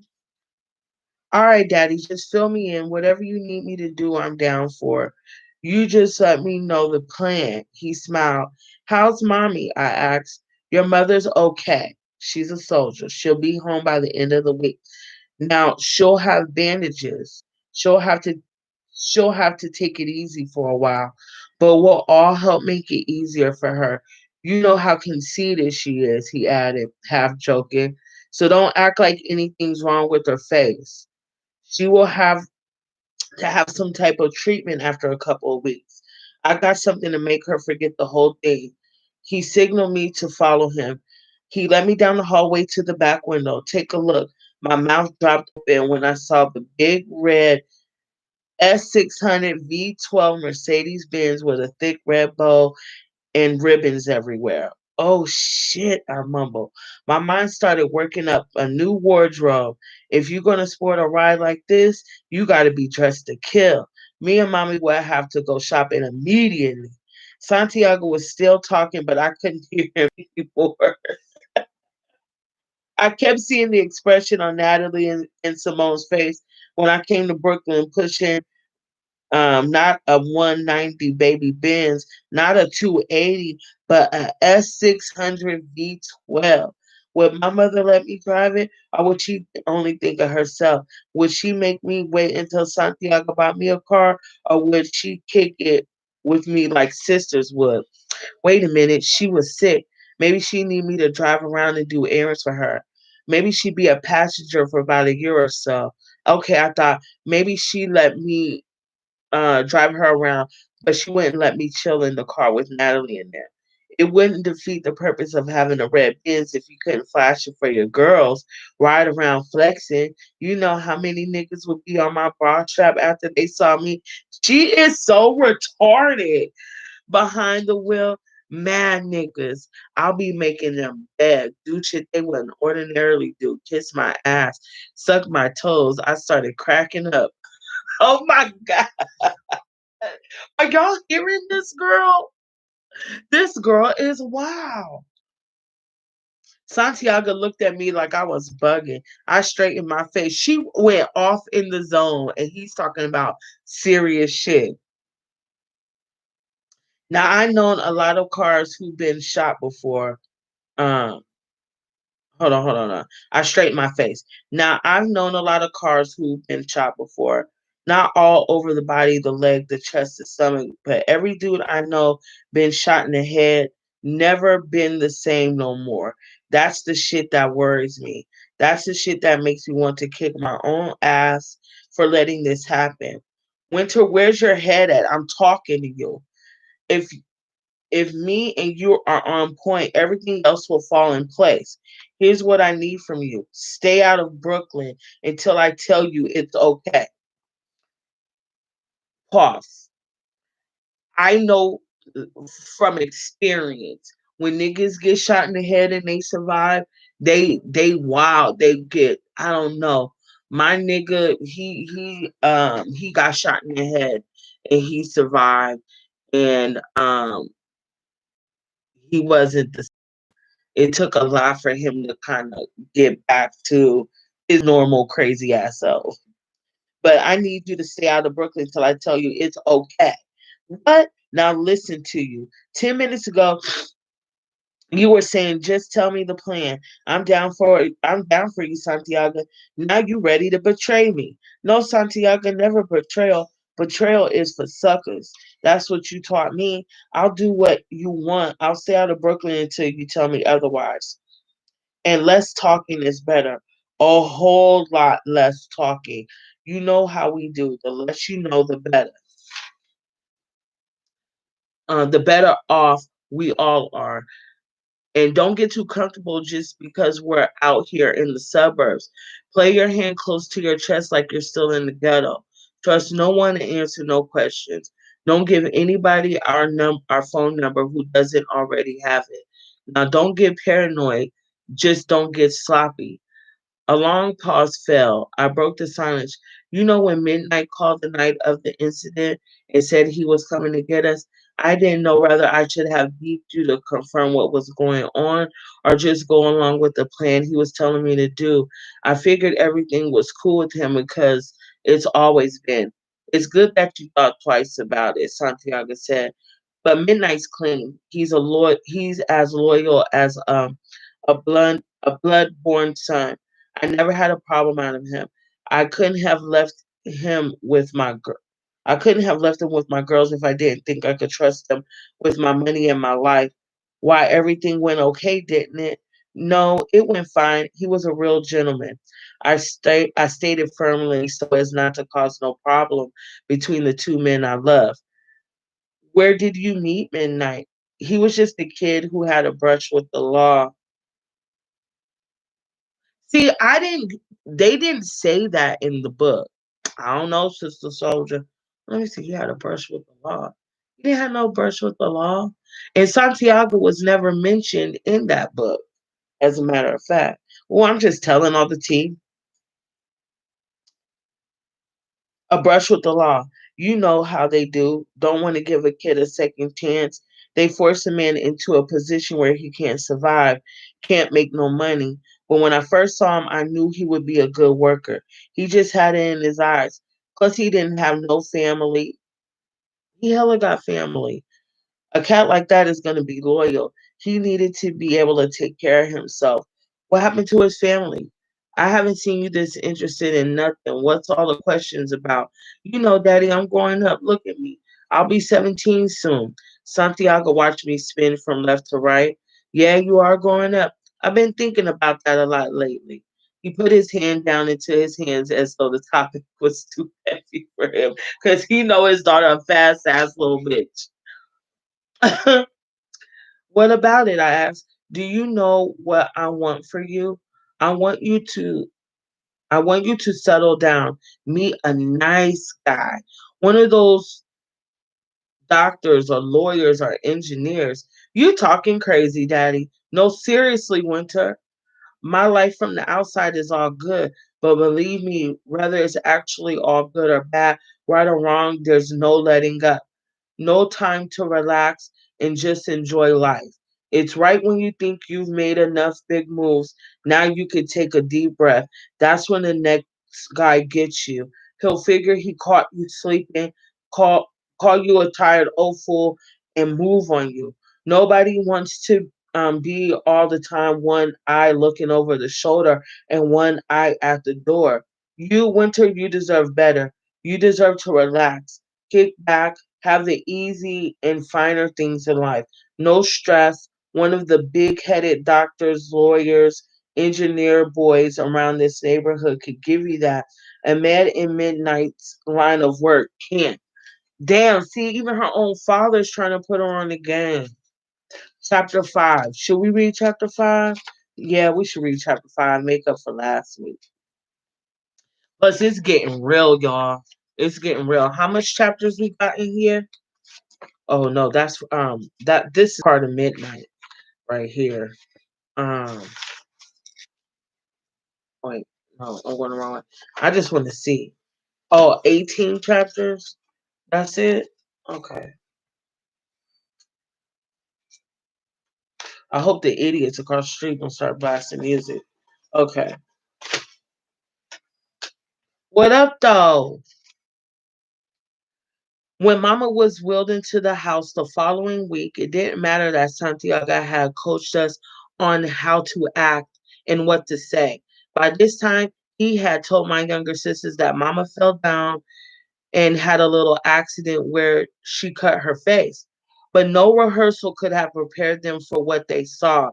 Anybody who knew Mama could only be thinking one thing, damn, who was that? She looks bad. Me and Magdalena cried. or tried to smile and make light of the situation. But that look of shock and horror that came over the kids' faces when they saw her could not be erased by any joke. Mama was thinner than usual. The area around her mouth was twisted and disfigured. She still had a piece of bandage covering a small part of her face. There was only one thing I was sure of. I would be driving the big Benz. Bitch, she is so selfish. Later that evening, while Santiago was out, I pushed my mother's door open and quietly walked in. "What's up, Mama? How you feeling?" She was responding, but her words were slurred. She sounded like an old style wax record with the needle dragging on it. "Okay, Mama, don't talk," I said, holding my hand up and smiling, why to make her feel comfortable. "I got a lot to say. Let me just fill you in." No, okay, her mama cool, okay? Hold on. Nordstrom's has the perfect all leather red uh Vitadini suit for you. I even spotted some red driving gloves to go with it, real nice. You hurry up and get better because we're gonna be cruising. She gave me a sigh and a half smile. I knew that meant I was making her feel good. Oh, this was Mama. I knew what made her feel good. The housekeeper is here full time.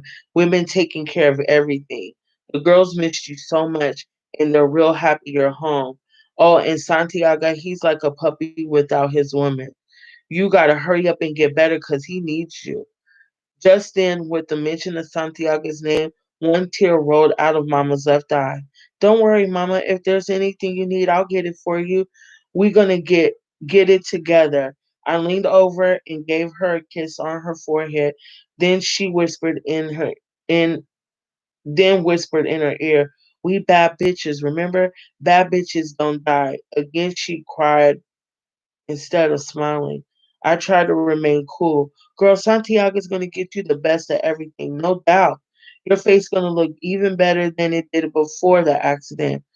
At Mama's gesture, I handed her the pen and pad from the night from the night table. She scribbled a note to me which read, "Stay out of Brooklyn." Damn. Overcoming boredom was my new project in life.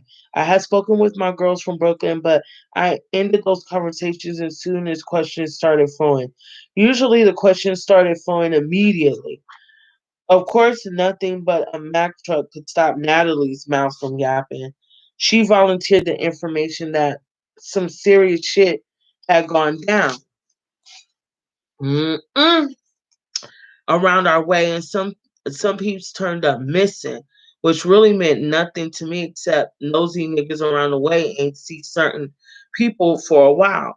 But for all they know, niggas could be down south visiting relatives or some shit like that. The block is hot.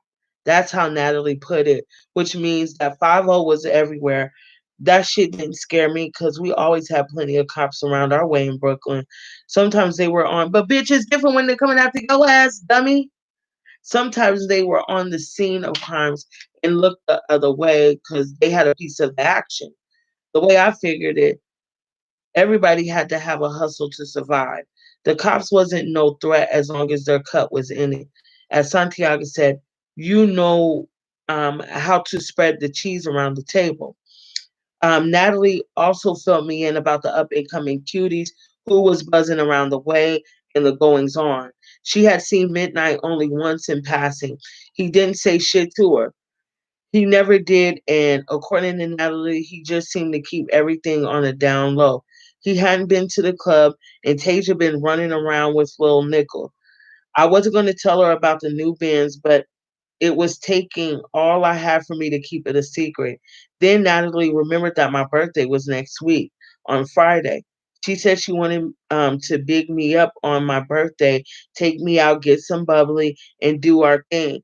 The bonus was that slick kid, her man of the moment, was cool with Bullet. We could double date and live it up at their expense. Bullet, I asked. Little Bullet? Girl, get up on it. Little Bullet is bullet now. It ain't nothing little about him. I thought about it for a second. I always thought Bullet was a little cutie, swift on his feet, a fast talker, and definitely had the hustle in him. He was a small timer, though, not the type I. Little Bullet. Ooh, hold on. Something's. My spidey senses just said, Little Bullet. Hold on. Um, a fast talker definitely had the hustle in him. He was a small timer, though, not the type I ever considered to set up with or marry, but I could easily swing on an episode with him. The puzzle was that I couldn't go to Brooklyn. I also couldn't mention that I wasn't allowed to go to Brooklyn. I had been stalling and lying to Natalie about why I wasn't coming around the way. Security at our house was at an all time high. The Saturday night parties were dead. Other than Magdalena, security, and the workers, we couldn't invite no house guests.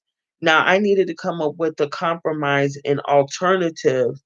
This date was something I needed in order to connect with myself and my people. I really needed attention. I really needed the attention. Mama had been hogging all of it up lately. Hold on, hold on, hold on, hold on. That's kind of deep. That kind of goes into the whys that I was trying to ask yesterday for my people. I really needed the attention. Why does she need all this attention from people who it sounds like don't really give a fuck about her unless they all in her business or right in her coattail? What is that? What is that? Is it because like how she grew up? Is it because like she just always grew up on some ill shit? Like what is that? Why she always gotta like, she gotta always like stunt. Why she gotta always be like, flashy and ill on other people? You know what I'm saying? What is that about? Is it her mom Dukes? Did her mama make her like that? I don't know. Mama had been hogging it all up lately. Santiago had been either having meetings in the den, out working in the streets, or on the phone. Yeah, I'm down for the double date, I told Natalie. Damn, just hard headed. Your mama just got shot in the face in yo borough, and now you trying to, girl, it sound like a setup. It sound like a setup. I'll call you back to set up the details, but let Bullet know I'm all in. Excuse me. Strategizing came easy to me. I got that from Daddy. I just laid the problem out like a chessboard and thought of different angles to come at it. Ooh, this shit kind of hurt. To come at it. The key was to be able to relax enough to see the whole situation in your head. If you got stressed out, Santiago taught me, then you start making mistakes, overlooking critical shit. Now I wasn't a chess player myself, but everyday problems I could decipher that shit. Thoughts was running through me like a high speed train. Stretched out on my bed, I came up with a brilliant plan. I say it was brilliant because it wasn't just a simple everyday plan. It was one that took everything and everybody and every possibility into consideration. This girl is thirsty for Brooklyn. There was only 1 week left until my birthday. I started activating my plan that same afternoon. Mother was out of confinement of her room and moving slowly throughout the house. Her mouth was still crooked and her face stiff and slightly swollen. She couldn't go outside because of the embarrassment of her appearance. She was waiting for some type of operation to put her face back in order, but was still too soon. The doctor said she had a few weeks of healing before her body could undergo another operation. I knew she was feeling bad. In fact, this was the first consideration in my plan.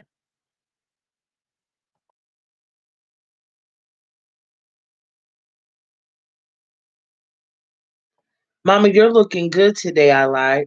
I can see where you're healing. I touched the left side of her face with 2 fingers. Listen, let's go outside and head to the mall.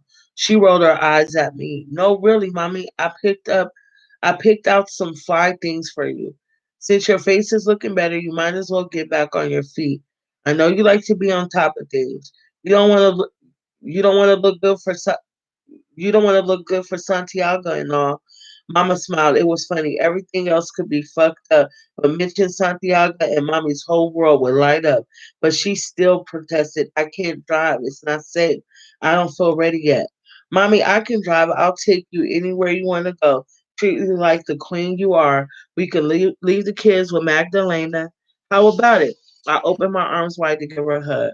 She smiled. I've been dying to get in my new car, but I didn't want to torture myself. Don't worry, mommy. Just remember, I know how you feel. We both have been trapped in this house too long, but today is our day and we might as well enjoy it. I helped mama get dressed and ready. We picked out a full wig and tried to hide the left side of her face by letting the hair fall down in the front.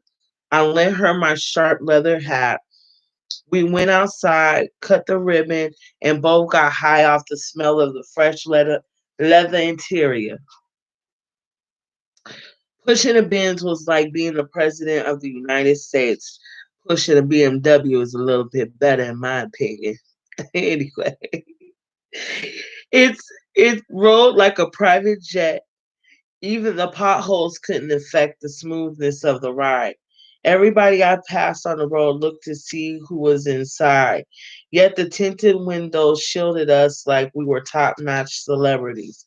Mama looked happy, discovering more and more features in her car: wood paneling, her engraved initials, Hey Santiago, the CD player, digital display, lighted mirrors, and so on. She relaxed. I knew I had accomplished step one. This girl, getting mama used to the idea of me driving her car. I had to get her on my side so we could convince Santiago that I needed to drive this car on my birthday. Mommy and I got manicures and even pedicures at the mall. We even let this bush like Swedish lady uh, give us each a massage. We ended our day with a dinner. Wait until Santiago sees your new outfits, I tease. He's going to chase you all around the house. Man, she be chopping it up with her mom like that's her partner or something. He won't have to run fast to catch me, she teased. Winter, Winter, Santiago told me that when I was in the hospital, he had midnight watching you and the girls. I didn't tell him that I thought it was a stupid idea. We were already dealing with enough. But I wanted to check with you to see what happened. I know how you feel about midnight. I avoided her eyes. Nothing happened, Mama. Not a damn thing. He was everything Santiago wanted him to be. He walked a straight line. I guess I'm not as good as you, moms. I can't get what I want from that man. He doesn't like me. He likes you, she snapped back. He'd be crazy not to like you. You have everything any man could want. Mama had tears in her eyes again. But I think what her mama don't understand that it's not all about looks. Like it's ill. Look. I had to, pose a little. But it, really, like I'm a cutie patootie. You know what I'm saying? But it's not all about looks. Depending on the kind of nigga you want, you gotta have something in your head. You gotta have something in your head too. Niggas is gonna get bored off that shit. Oh, here goes this bitch spending up all my money again. Like you gotta give them something to think about too while you're spending the money, bitch. Hey, anyway, Mama had tears in her eyes again. It doesn't matter anyway. Santiago said he doesn't want me with a man like Midnight. Something about it being dangerous and unpredictable. I gotta tell you, I was shocked to hear that. All of a sudden, he was starting to talk about I should marry some doctor, lawyer type guy, not nobody like him. Like him. I guess it's because of what happened to you, mommy. What do you think? If you had to do it again, mommy, what would you do? Would you have married some engineer or doctor? Mommy cried. Never, never. I love Santiago more than I love my own life. The hell with other men. Santiago is the only man. He takes care of me. He does everything a man supposed to do. He has given me everything. If I had to catch a bullet for him, so what? I'd rather say they shot me than him. Damn, that's deep. There'd be no sense in living without him. Her words fell on me like huge rocks. I was not used to this kind of talk. I was impressed by Mama's loyalty to Santiago, and I hope one day me and Midnight will share the same kind of love. Girl, he don't want you. You don't even read. So do you still think Midnight's a good catch for me? Mama sipped her coke through a straw and said, he's gorgeous, he's strong, he's a young Santiago. It don't get no better than that. Let me work on Santiago. By the time you're 18, I could see him giving you his okay. Hell, it's progress that he talked to you about men, period. That means he sees you're becoming a woman. He can't hold on to you forever. I exhaled, rolled my eyes. 18? By the time I'll be so horny, I'll die. We both laughed. You're young. Have fun. It's not like you got to sit around waiting for midnight. He'll come around. How's he gonna come around when he's in Brooklyn and I'm all the way out here? I'll figure it out. We'll get him up to the house or something. We'll work on it. By the but you stay out of Brooklyn until when? Until Santiago says so. Okay. Listen, I I I respect her mama gassing her up. Cause sometimes you do need your mom just to be like, girl, you beautiful. Oh, you banging. Oh, look at your hair. Oh, look at your nails. Like me and my mom and my baby sister are very much like that. Like we're very much, ooh, nails. Ooh, getting your hair done. Ooh, let's go to the mall, bitch. Let's buy some stuff. Let's get this. Ooh, I want this new perfume. I got the Marc Jacobs, Whoopty Scoop. Like we're very much really girly, right? But what my mom taught me, because my stepfather has taken care of my mother my whole life, and she was like, "But ain't no nigga going." Well, she didn't say nigga. I'm paraphrasing, but ain't no man gonna take care of you if you're not able to take care of your own self. If you don't got no own hustle, you ain't got your own grind. If you don't got like your head on straight, then why would he take care of you? You don't have no value. The next day, I strategically dropped bits of information. Man, my mama been quoted a lot in this episode on Real Talk and Reading Sessions. I need to call her. Um, the next day, I strategically dropped bits of information about a party going on at Hofstra University, which is about an hour from our house.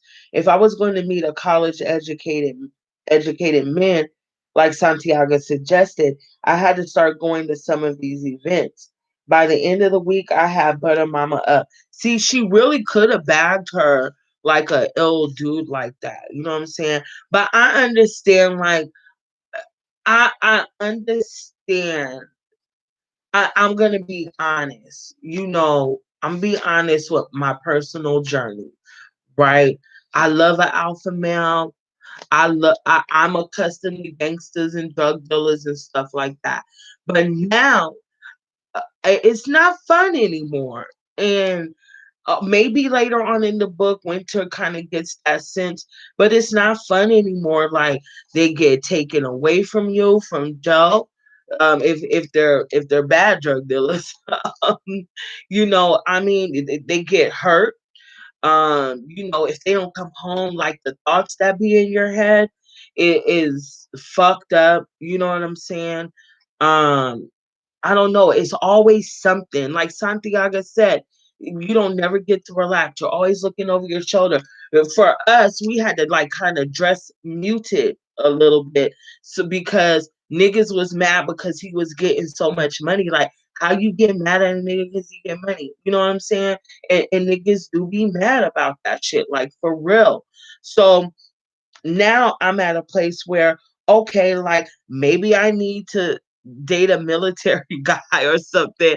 I don't know. It's something about that dangerousness. I don't know. I like an alpha male, strong, aggressive, not angry, aggressive, hard body, not playing games. Ready, nigga, what? No. Anyway. But I'm looking at other areas, like maybe like not the military. I don't know. That does, you know, something that caters to that warrior energy. Okay. Um, ba ba ba ba ba. By the end of the week, I had buttered Mama up with compliments about her face. Now she was comfortable with lending me the car on my birthday and allowing me to go to the party at the university with her lying ass. However, I still had to get permission from Daddy to go out at night, even if it was my birthday. Convincing Santiago was always a hard bridge to cross. He just had a natural suspicion about everything. One slight thing triggering his intuition will cause the whole thing to get shut down. I waited in the kitchen Monday night for him to come home. Santiago, how you feeling? I asked sweetly. I'm okay, baby girl. What you need? Who said I needed anything? You're looking and sounding so innocent. You got to be guilty or something.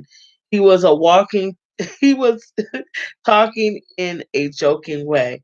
I want to know something, Daddy. Stay right there. I ran back to my bedroom and returned with my birthday outfit on a hanger. It was a black satin Chinese dress. I held my Joan and David shoes in the other hand. In case you forgot, Friday is my birthday. Have I ever forgotten you on your birthday? He said, smiling. Listen, Papa. So, what I'm saying is, Hofstra University is giving a sorority party on my birthday. I want to go. Mommy said I could drive her car and I plan to make friends like you said. The school is in Long Island and who knows, I might even meet some big-headed lawyer guy. I killed him with my smile. So what do you say, Santiago? Who you going with? I'm going with Vanessa, I said, to my own surprise. I had instantly conjured her up. She doesn't have a car, so I have to pick her up. I met her at the mall. She lives about a half an hour from here in Deer Park. She's going to be a sophomore at Hofstra next year. She's studying to be a psychiatrist. And okay, all right, don't fast talk me. If your mother said you could use her car, then fine. Be careful in winter. You are not to go to Brooklyn. Don't bullshit me. Don't give me no excuses. None of that.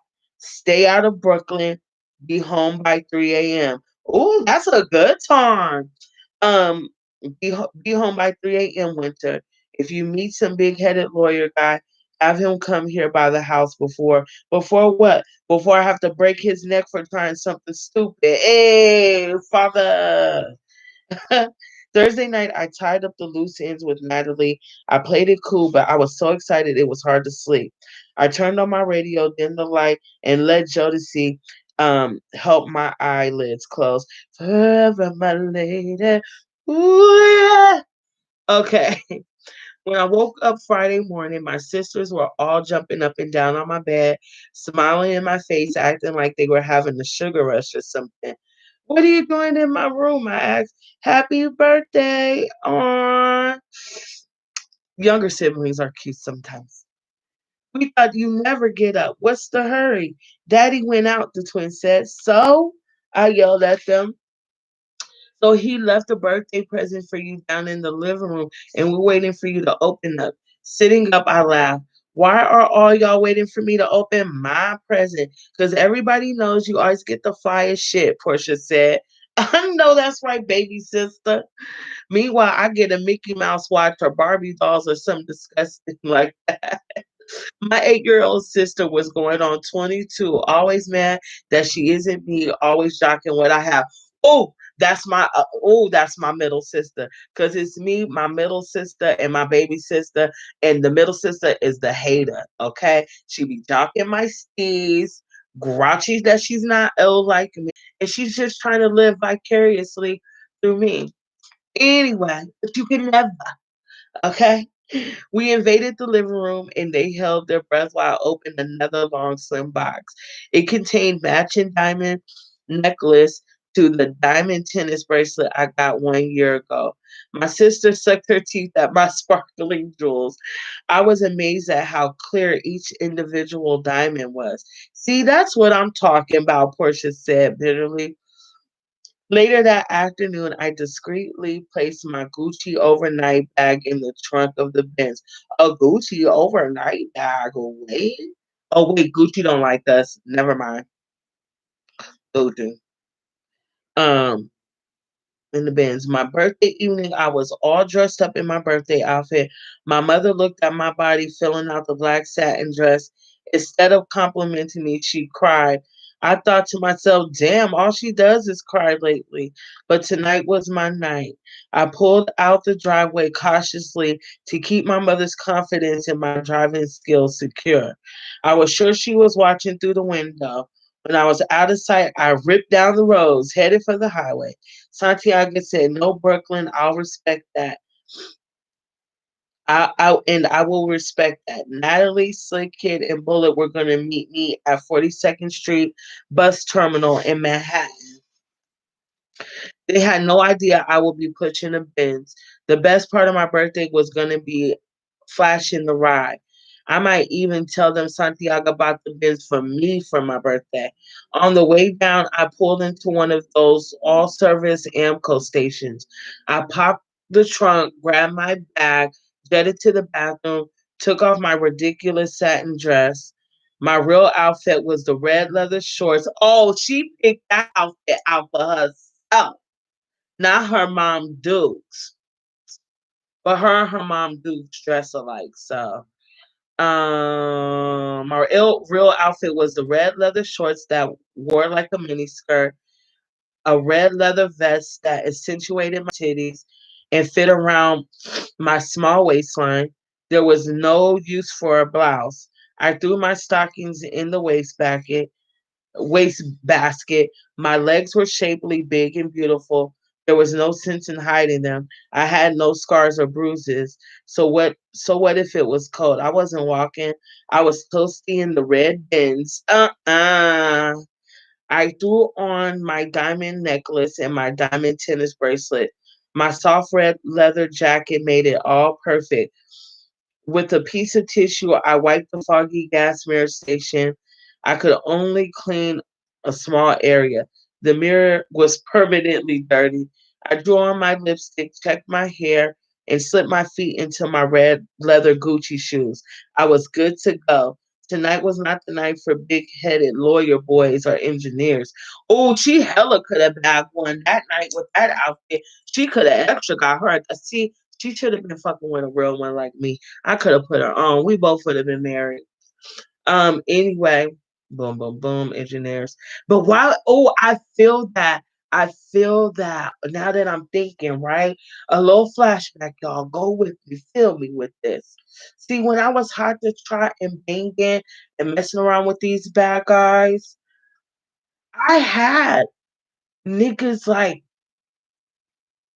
houses bigger than my mama's, driving BMWs, ill fucking shit. You know what I'm saying? Like, I want you to be with me, baby. But they was mad. They were like boring. You know what I'm saying? Like, that was my mindset. Just like her. I don't want no big headed, boring ass. Like, boo, you suck. It's the excitement. It's the allure. It's I could understand. Ooh, I was young and stupid. Anyway, she said tonight's not the night for big-headed lawyer boys or engineers. Tonight was the night for raw Brooklyn style fun and live niggas. In the trunk, I carefully stretched the black satin dress on top of the case so it wouldn't wrinkle. In the car, I pumped up the stereo to stay alert during the long drive. I kept the car windows closed. I would creep around the corner of 42nd and 8th, slowly lowering my window when I would shout, "Surprise, motherfuckers, get on in." The scene played over and over in my head. I thought of the jealousy Natalie would feel, thrilled me. Also, she liked making motherfuckers jealous. I knew she would get over it quickly, though. That was my girl. She would be happy to ride shotgun in my whip. On the radio, suddenly, Sister Soldier start talking shit. Her coarse voice overpowering the music. The number one group of people dying from AIDS is young black women. I popped in the tape to shut her down before she even started getting on my damn nerves. Damn. I slowed the car to a creeping speed. Damn, that's deep. And she about to go get up with some niggas. And that message right there, you feel me? Message, nigga.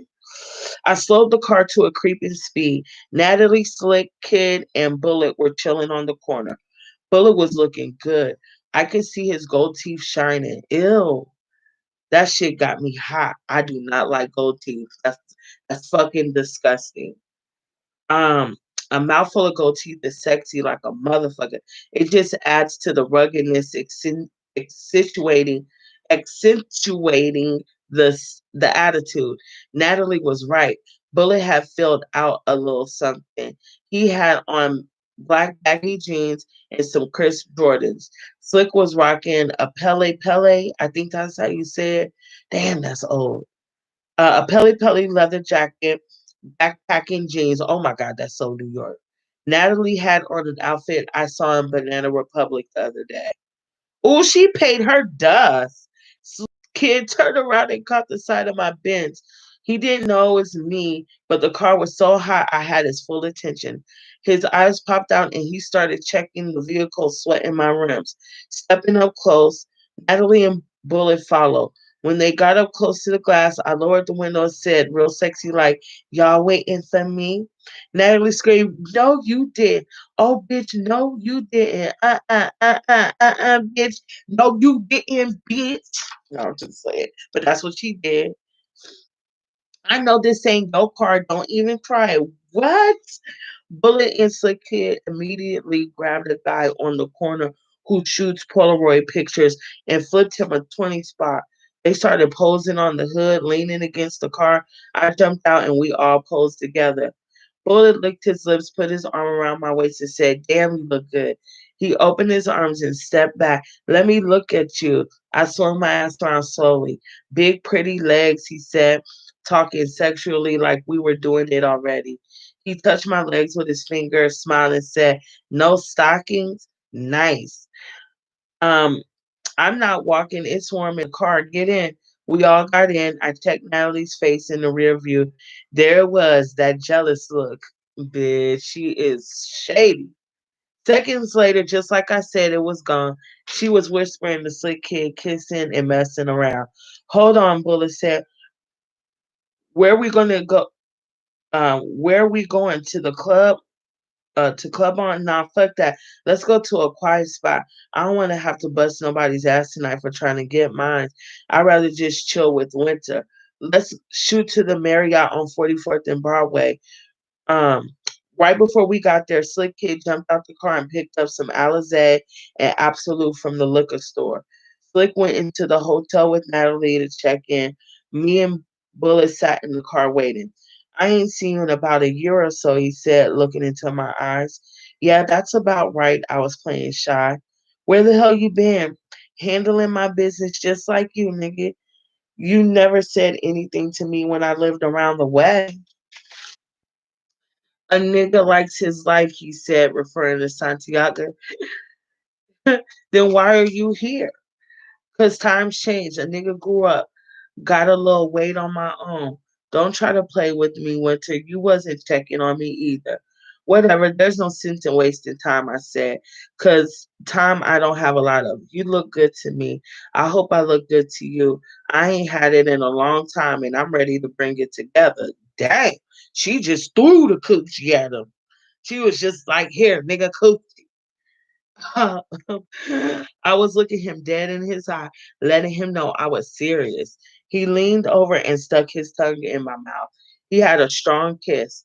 For a moment, my head was gone. It seemed like I blacked out. I was kissing him with all the passion locked inside of me. It didn't matter who he was. He was a warm body, a masculine body. He had flavor. He would get to feel all of me tonight because I needed it. That kissing gets you in trouble. I'm telling you, it gets you in trouble every time. I feel like, what's the name? And what you gonna give me? Okay, anyway. Natalie was knocking on the window and trying to and trying to see at the same time. Room 609, y'all. Come on up when you're ready. Glad to see we're getting along. She snickered and handed me the key. We're in 610. Natalie headed back to the hotel. We pulled the car into the valet station and headed on up. Damn, she told her dad she was about to be bagging doctors and engineers and shit. Meanwhile, she at the Marriott about to throw it in the circle with some Alizé. Mm, mm, mm. Bullet poured me a drink of the Alizé mixed with Absolute. I sipped on it and felt relaxed. Take off your shirt, I ordered. Let me look at you. He grinned. Oh, that's how you doing, huh? You like to be the boss. He pulled his shirt off. On his shoulder was a tattoo of a gun dispensing a bullet. The heat, the heat in me went up a notch. He walked over to turn the lights off. Oh no, I said. I want to see everything. Turn them all on. Oh shit. Okay, so we going into a sex scene. Okay, I'm gonna try not to laugh. I want to see everything. Turn them all on. We ain't got no. We off and stood in front of the mirror while my young 34D standing upright with extended nipples. I didn't have to say shit. He was all over me in an instant. Do you do what you feel, I said. I stepped into him and began licking his neck.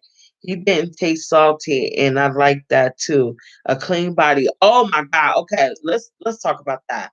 Will you be licking the neck and it be like a Lay's potato chip? I'ma need niggas while they watching balls to get that neck. That neck.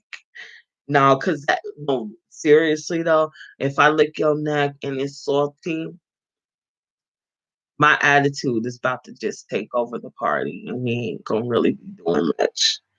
Once my attitude is flipped on, it's hard to flip her off. It's on. Anyway, he didn't taste salty, and I like that too, a clean body. I slid out of my shorts. They dropped to the floor. I began to undo his buckle and went for his zipper. When his pants fell to the floor, his big penis stuck out of his boxers. I jumped on him, wrapped my legs around his waist, and removed his shorts with my feet. Everything was physical the way I liked it. Watching his leg muscles go up and down, watching his ass move got me excited. I rode that dick like a professional jockey. All the energy in my body started running wild and high. It moved to the center and released. My body shook, then relaxed. I slid down onto the floor. Oh no, you don't, not until I get mine. He mounted me on the floor doggy style and started giving it to me from the back.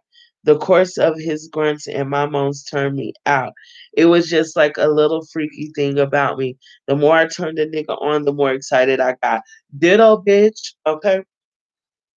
The more excited I got, and wild I would become. Two orgasms does the body good.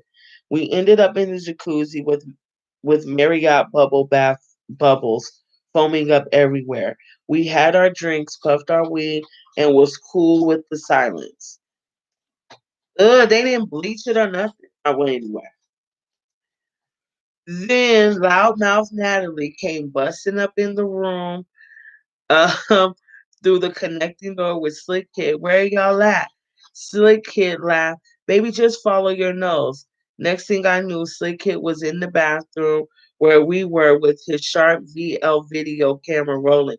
He was cracking up and filming me in Bullet's cool out session in the tub. You just busting in with a camera? That sound like a setup. Wait a minute, Natalie. Yo, let me get in it too. You don't mind, Winter, do you?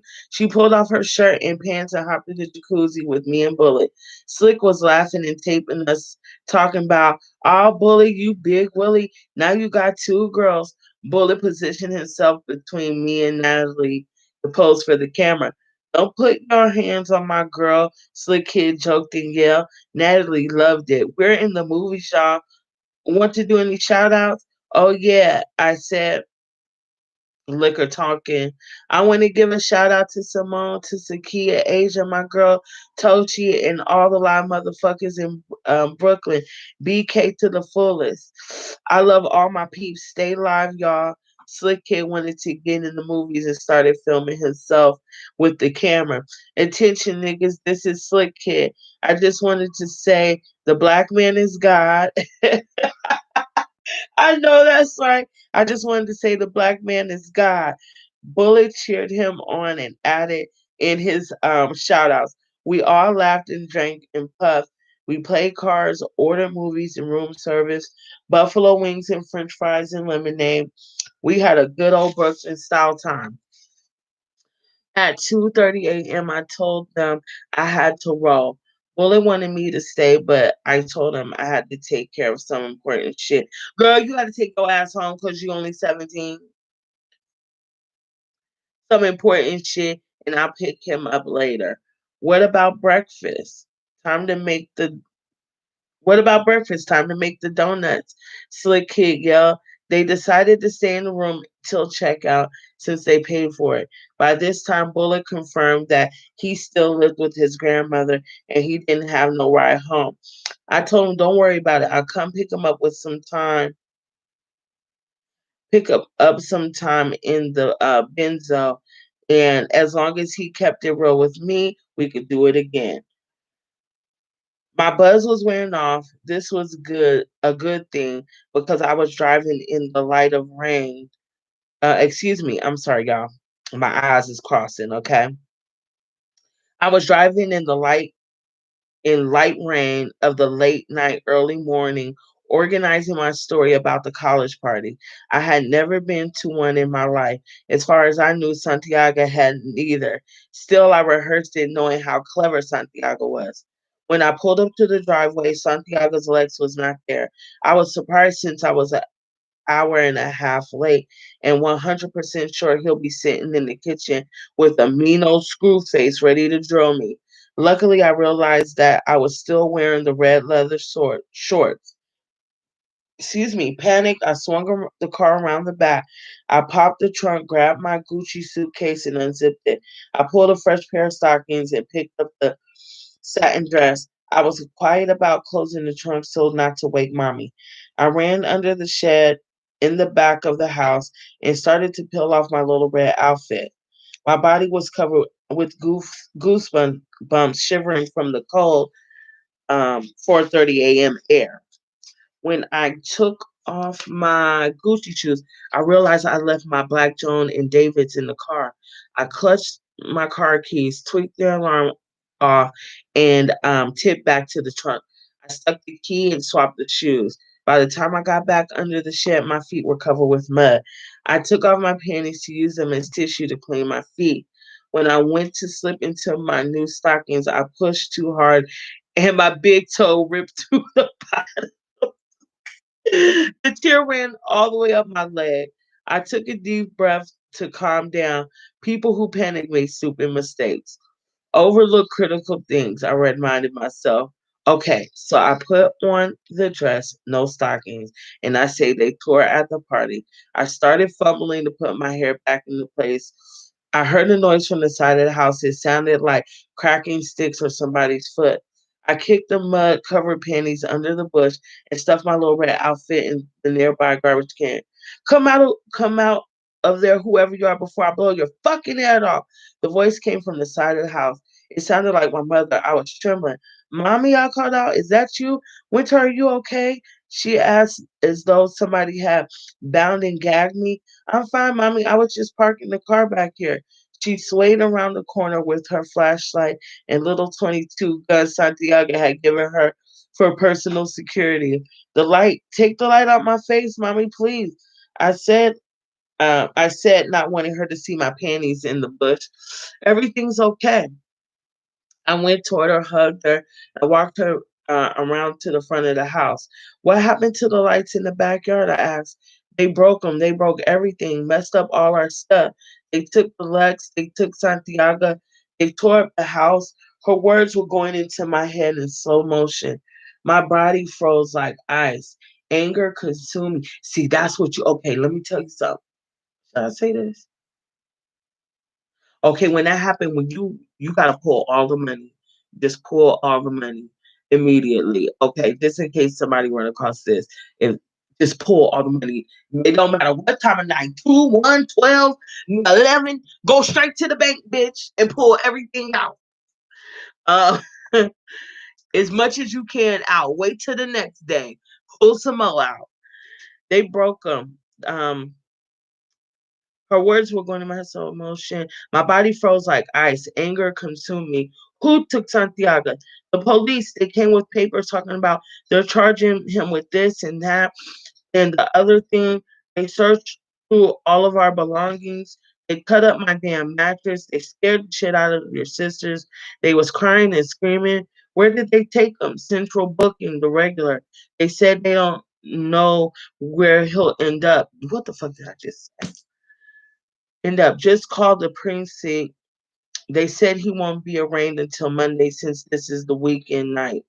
Since this is a weekend night. When did they come? Santiago got back right before you left here. He said he had a feeling that something wasn't right. I'm surprised you didn't see him on your way out. The cops pulled up here about a half an hour later. Big Long Island white boys by the book cops. They came from everywhere without warning. Up the driveway, out of the sky, the roof, the backyard. Before I knew it, they were inside the house, outside the house, all in everything like roaches. They arrested everybody. Santiago, our security, everybody except me and the kids. I didn't know how to get to you, Winter. Eventually, I beat um midnight. It was about 10 p.m. I told him what happened and asked him to go to that school to tell you to come back home. He called me about 11:45 talking about you wasn't there. He looked all over. My guilty eyes locked into my mother. Her eyes were bloodshot, her mouth twisted, her face stained with tears. We need a stra- we needed a strategy to get out of this confusion. What did Santiago say? He was calm, cool, of course. They had his hands cuffed, locked tight in the back of his body like he was some kind of criminal. He looked me dead in my eyes. He looked me dead in my eyes. All he said was sorry. Mommy was hysterical or delirious or both. I told Santiago not to worry. I would come to get him out. Then one of them smart ass cops, not the one in regular uniform, one of them feds or something, said it'll be a long, long time before you'll see him anywhere besides behind bars. Oh, that's heartbreaking. It's in the pit of my stomach. Oh my gosh. I don't know if y'all had ever. Oh my God. I don't know why that's making me so sad. Maybe because my ex is in prison right now. I don't know. But it's something about those white boys being able to take your freedom away or take somebody you love's freedom away, like that heartbreaking pit of your stomach. It's like your heart like a roller coaster. You know when you go down the roller coaster, that's what it feels like. Um, but it stays. It doesn't go away. That's what you think. I told them, bastards. That's what you think. The next cop picked up your picture and was like, "Ooh wee, that's a fine ass." That's when Santiago started breaking. He said he would make it so that cop would never see his own kids again. The other cop started reading Santiago his rights. Mommy, how many cops were in here? Inside or outside the house? Both. She said, Winter said both. About 15 inside and 20 outside in the back. God damn, everywhere. I sat down on the kitchen stool. Daylight seemed to rush in. I made my mother take one of them sedatives the doctor prescribed for her facial pain. They should have got up through, nigga. They should have got all their shit and bounced because they about to freeze everything. They about to take everything. I could feel it. Her facial pain. She had fallen asleep along with the kids at 9 a.m. Magdalena arrived to work. What happened? She asked with her Latino accent. Long story. Take your time cleaning this mess. We got to straighten it up, but it's no hurry. She had a look on her face as if she expected to be paid more money to repair the disaster. Don't worry, I'll take care of you at the end of the week. I told her, money, I thought. Santiago's gone. How will we get money? The upstairs safe popped into my head, the one situated behind my mother's clothing closet that I wasn't supposed to know about. I ran upstairs. I pushed open my mother's door gently, not wanting to disturb her. She was there sitting on the bed smoking a cigarette, something I never ever saw her do. Looking for the safe, she asked. It's gone. It's empty. It's gone. She pointed to the closet where the safe door was open and empty. I love how her mama don't say that she know what time winter's on, but she know what time winter is on. There was open and empty. Them bastards had warrants, papers, and a whole bunch of shit. They said they've been watching us for a long time. Other than the money, did they take anything else? Other than the money, she says sarcastically. Okay, other than the $150,000 they stole from our safe for evidence, they said, ha, evidence. They're probably out shopping with that dough right now. They took the guns. They took plenty of guns. Coke? I asked cautiously. Girl, what you know about the coke, bitch? None. Santiago had just came back from his runs. Everything he had was already gone. How much money you got? I was afraid to hear the answer. $700. That's it. I had $950 myself.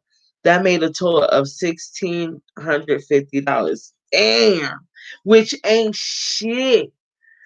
um, which was based on what we were supposed to use spending. Might as well have been $17. Who could we call? My mind went blank. I sat on the floor in her room and my nerves numbed, neutral. I had no feeling. The ringing of our telephone brought me back to reality.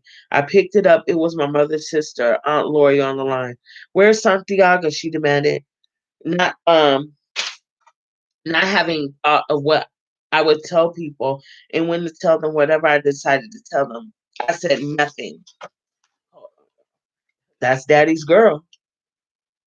I need some oil. Get a little dry. Um, I said nothing. Santiago. He demanded not having enough or tell people. I said nothing. Winter, stop playing. Put Santiago on the phone. These motherfuckers came and picked Stevie up out of here this morning, and I need Santiago to send somebody over to see what's happening and bring some money so we could get him out of here. Santiago's not here, Auntie Lori. Call back in a little while. Mommy don't feel well, or I'll call you back. Sorry about what happened. I'll give Santiago the message. Winter, these motherfuckers went crazy out here, arrested everybody. Tell your father somebody got to help us down here. By sundown, it was apparent it was a total wipeout. One by one, women's voices filled with fear, rage, and hysteria, blowing up the spot at the house, right? Because you know they listening to those calls. Call demanding that Santiago rescue their husbands, brothers, sons. They had all been bagged. I contacted Santiago's lawyer, Bob Goldstein. Of course, it's a Goldstein. He was already on the case. He told me that right now there was nothing he could do but wait. He had phoned the precinct and verified Santiago's presence. Now he awaited arraignment and placement. He was seeing what the bell looked like and all the charges were and what the evidence was like. He told me to come down to the office on Friday to handle matters and to bring my mother. Magdalena did a hell of a job bringing the house back together again. I slid her a 50 spot for the extra work. It killed me to let go of the cash, but I did it just to keep the peace with her. I need her to watch the kids. Magdalena grabbed the money real quick and held on to it real tight. Damn, man. Okay. So we knocked out 2 chapters. We're on chapter 6. God damn. It went down in Chinatown. I almost want to keep reading on the low without y'all. But y'all, what the fuck? They bagged Santiago, the man with the plan. Damn. Do you think it's because he retaliated for those fools blasting his woman? Do you think that's what it was? I don't know. We gonna find out though. We gonna figure it out. I am so sad that Santiago got blasted. You know, I always go for the bad guy. Man, that was a good dude. Meanwhile, no, I ain't gonna go deep. Should I go deep? I'm gonna go deep. Meanwhile, he's just selling the drugs that's being pushed into the country by the government. I mean, what you want him to do? He's getting a little piece of the pie. And what year was it? He said Jodeci. So it sounds like it's like early '90s, right? Am I thinking about that right? It's got to be like the early '90s. So we'll talk about some Jodeci and some Albie Shore, Sade, Pele Pele. So it's got to be like early '90s, like '89 going into '90, '91, '92, especially with them niggas wearing linen suits, and then the young cats is wearing Jordans. So in this coming the '90s, Santiago is one of the old cats from the '80s. And by the way, her mama was carrying herself. It sounded like they was coming out of the '80s and shit. Mm-mm. That's deep. Damn, and it just shows you how the rise and fall of the lifestyle. You know what I'm saying? The rise and fall of it all. Damn, I'm still sad for him though. He was getting his family together, but he moved to Long Island with the white boys and shit. I told you, I told you they was too loud in that white people neighborhood, and the white people snitched on them. I don't give a fuck. They was like, and they was getting grouchy, kind of like it's not a drug dealer, but he's still a scamming ass nigga though. Like Wolf on Wall Street. Like even at the end of the movie, he was grouchy with his own self because here you are back on the subway, and Leonardo DiCaprio like these are my fun coupons, throwing $100 bills at them niggas. So and when they see you eating and they over there making their little $20 an hour risking their life, they be feeling some kind of way. And don't be black, don't be brown, don't be anything. And they gonna extra feel some kind of way. And don't have a badass wife and some cute ass kids. They extra gonna feel some kind of way. On the low, I'm like, damn, you should have stayed in Brooklyn. But I don't know. That fall would have been extra harder in Brooklyn because they were trying to blast him from the way she described that Nick. It sounded like it hit, it skirted, and got her, or it probably he was probably turned some kind of way or something like that. He was probably turned some kind of way and it probably hit, skirt, bow, got her right in the face. And that's another reason why I left my ex too. You ain't gonna get me, fool. You know what I'm saying? Well, anyway, y'all, it's 9:15. Thanks for sticking, well, 14. Thanks for sticking it out with your girl. Tomorrow, we're back on the medical apartheid, picking up from where we left off. I think we was on chapter 5 or 6. So we'll do a chapter tomorrow and then a chapter Thursday. And we're just making up for lost time. I did two. Well, I'm supposed to be doing two. It just depends on the time. But I do two out of here depending on the time that I start. But since the medical apartheid is such a hard read, we do one chapter because we end up having to look up a whole bunch of medical terminology and vocabulary words. So I would love to know what y'all think about this saga of Winter Santiago and her mother. Damn, have they ever said her mother's name? Am I tripping? All I know is she's mommy or mama. Well, anyway, y'all, I'm starting to ramble. I'm sleepy and hungry at the same time. Okay, so it's time for me to go. Okay, well, I hope you guys have fun. Please share. Please subscribe. We trying to go from 737 to a thou wow. Okay. So I can't do that without y'all. So if you could share, if you could, tell your partners if they would be interested in the shit that I do, then put them on. You know what I'm saying? Because we need help. I always put my cash app there. So if you're feeling a little nice, go ahead and do you. So yeah, so I'm about to make me some raps, and I'm thinking about doing a video this weekend, but I'm not sure because I'm gonna have my nephew here, so it's really gonna be hard. Family duties came through, so sorry I'm not really keeping up with the movie nights like I would want to, but we got many movie nights to come, so I'm not gonna be hard on myself. But I think that maybe we could put something together, a better video than the last one that me and him did. All right. All right. So I'll see you tomorrow, same time, same place at the desk, and we're gonna get our learn on, y'all. So peace, love, and hair grease and all that jazz. Share if you care, share if you dare, especially if you're a Care Bear. And thanks for always dropping the unicorns down in the comments to my loyal Care Bears, because they already know what time it is. All right, peace, y'all. Have a good night.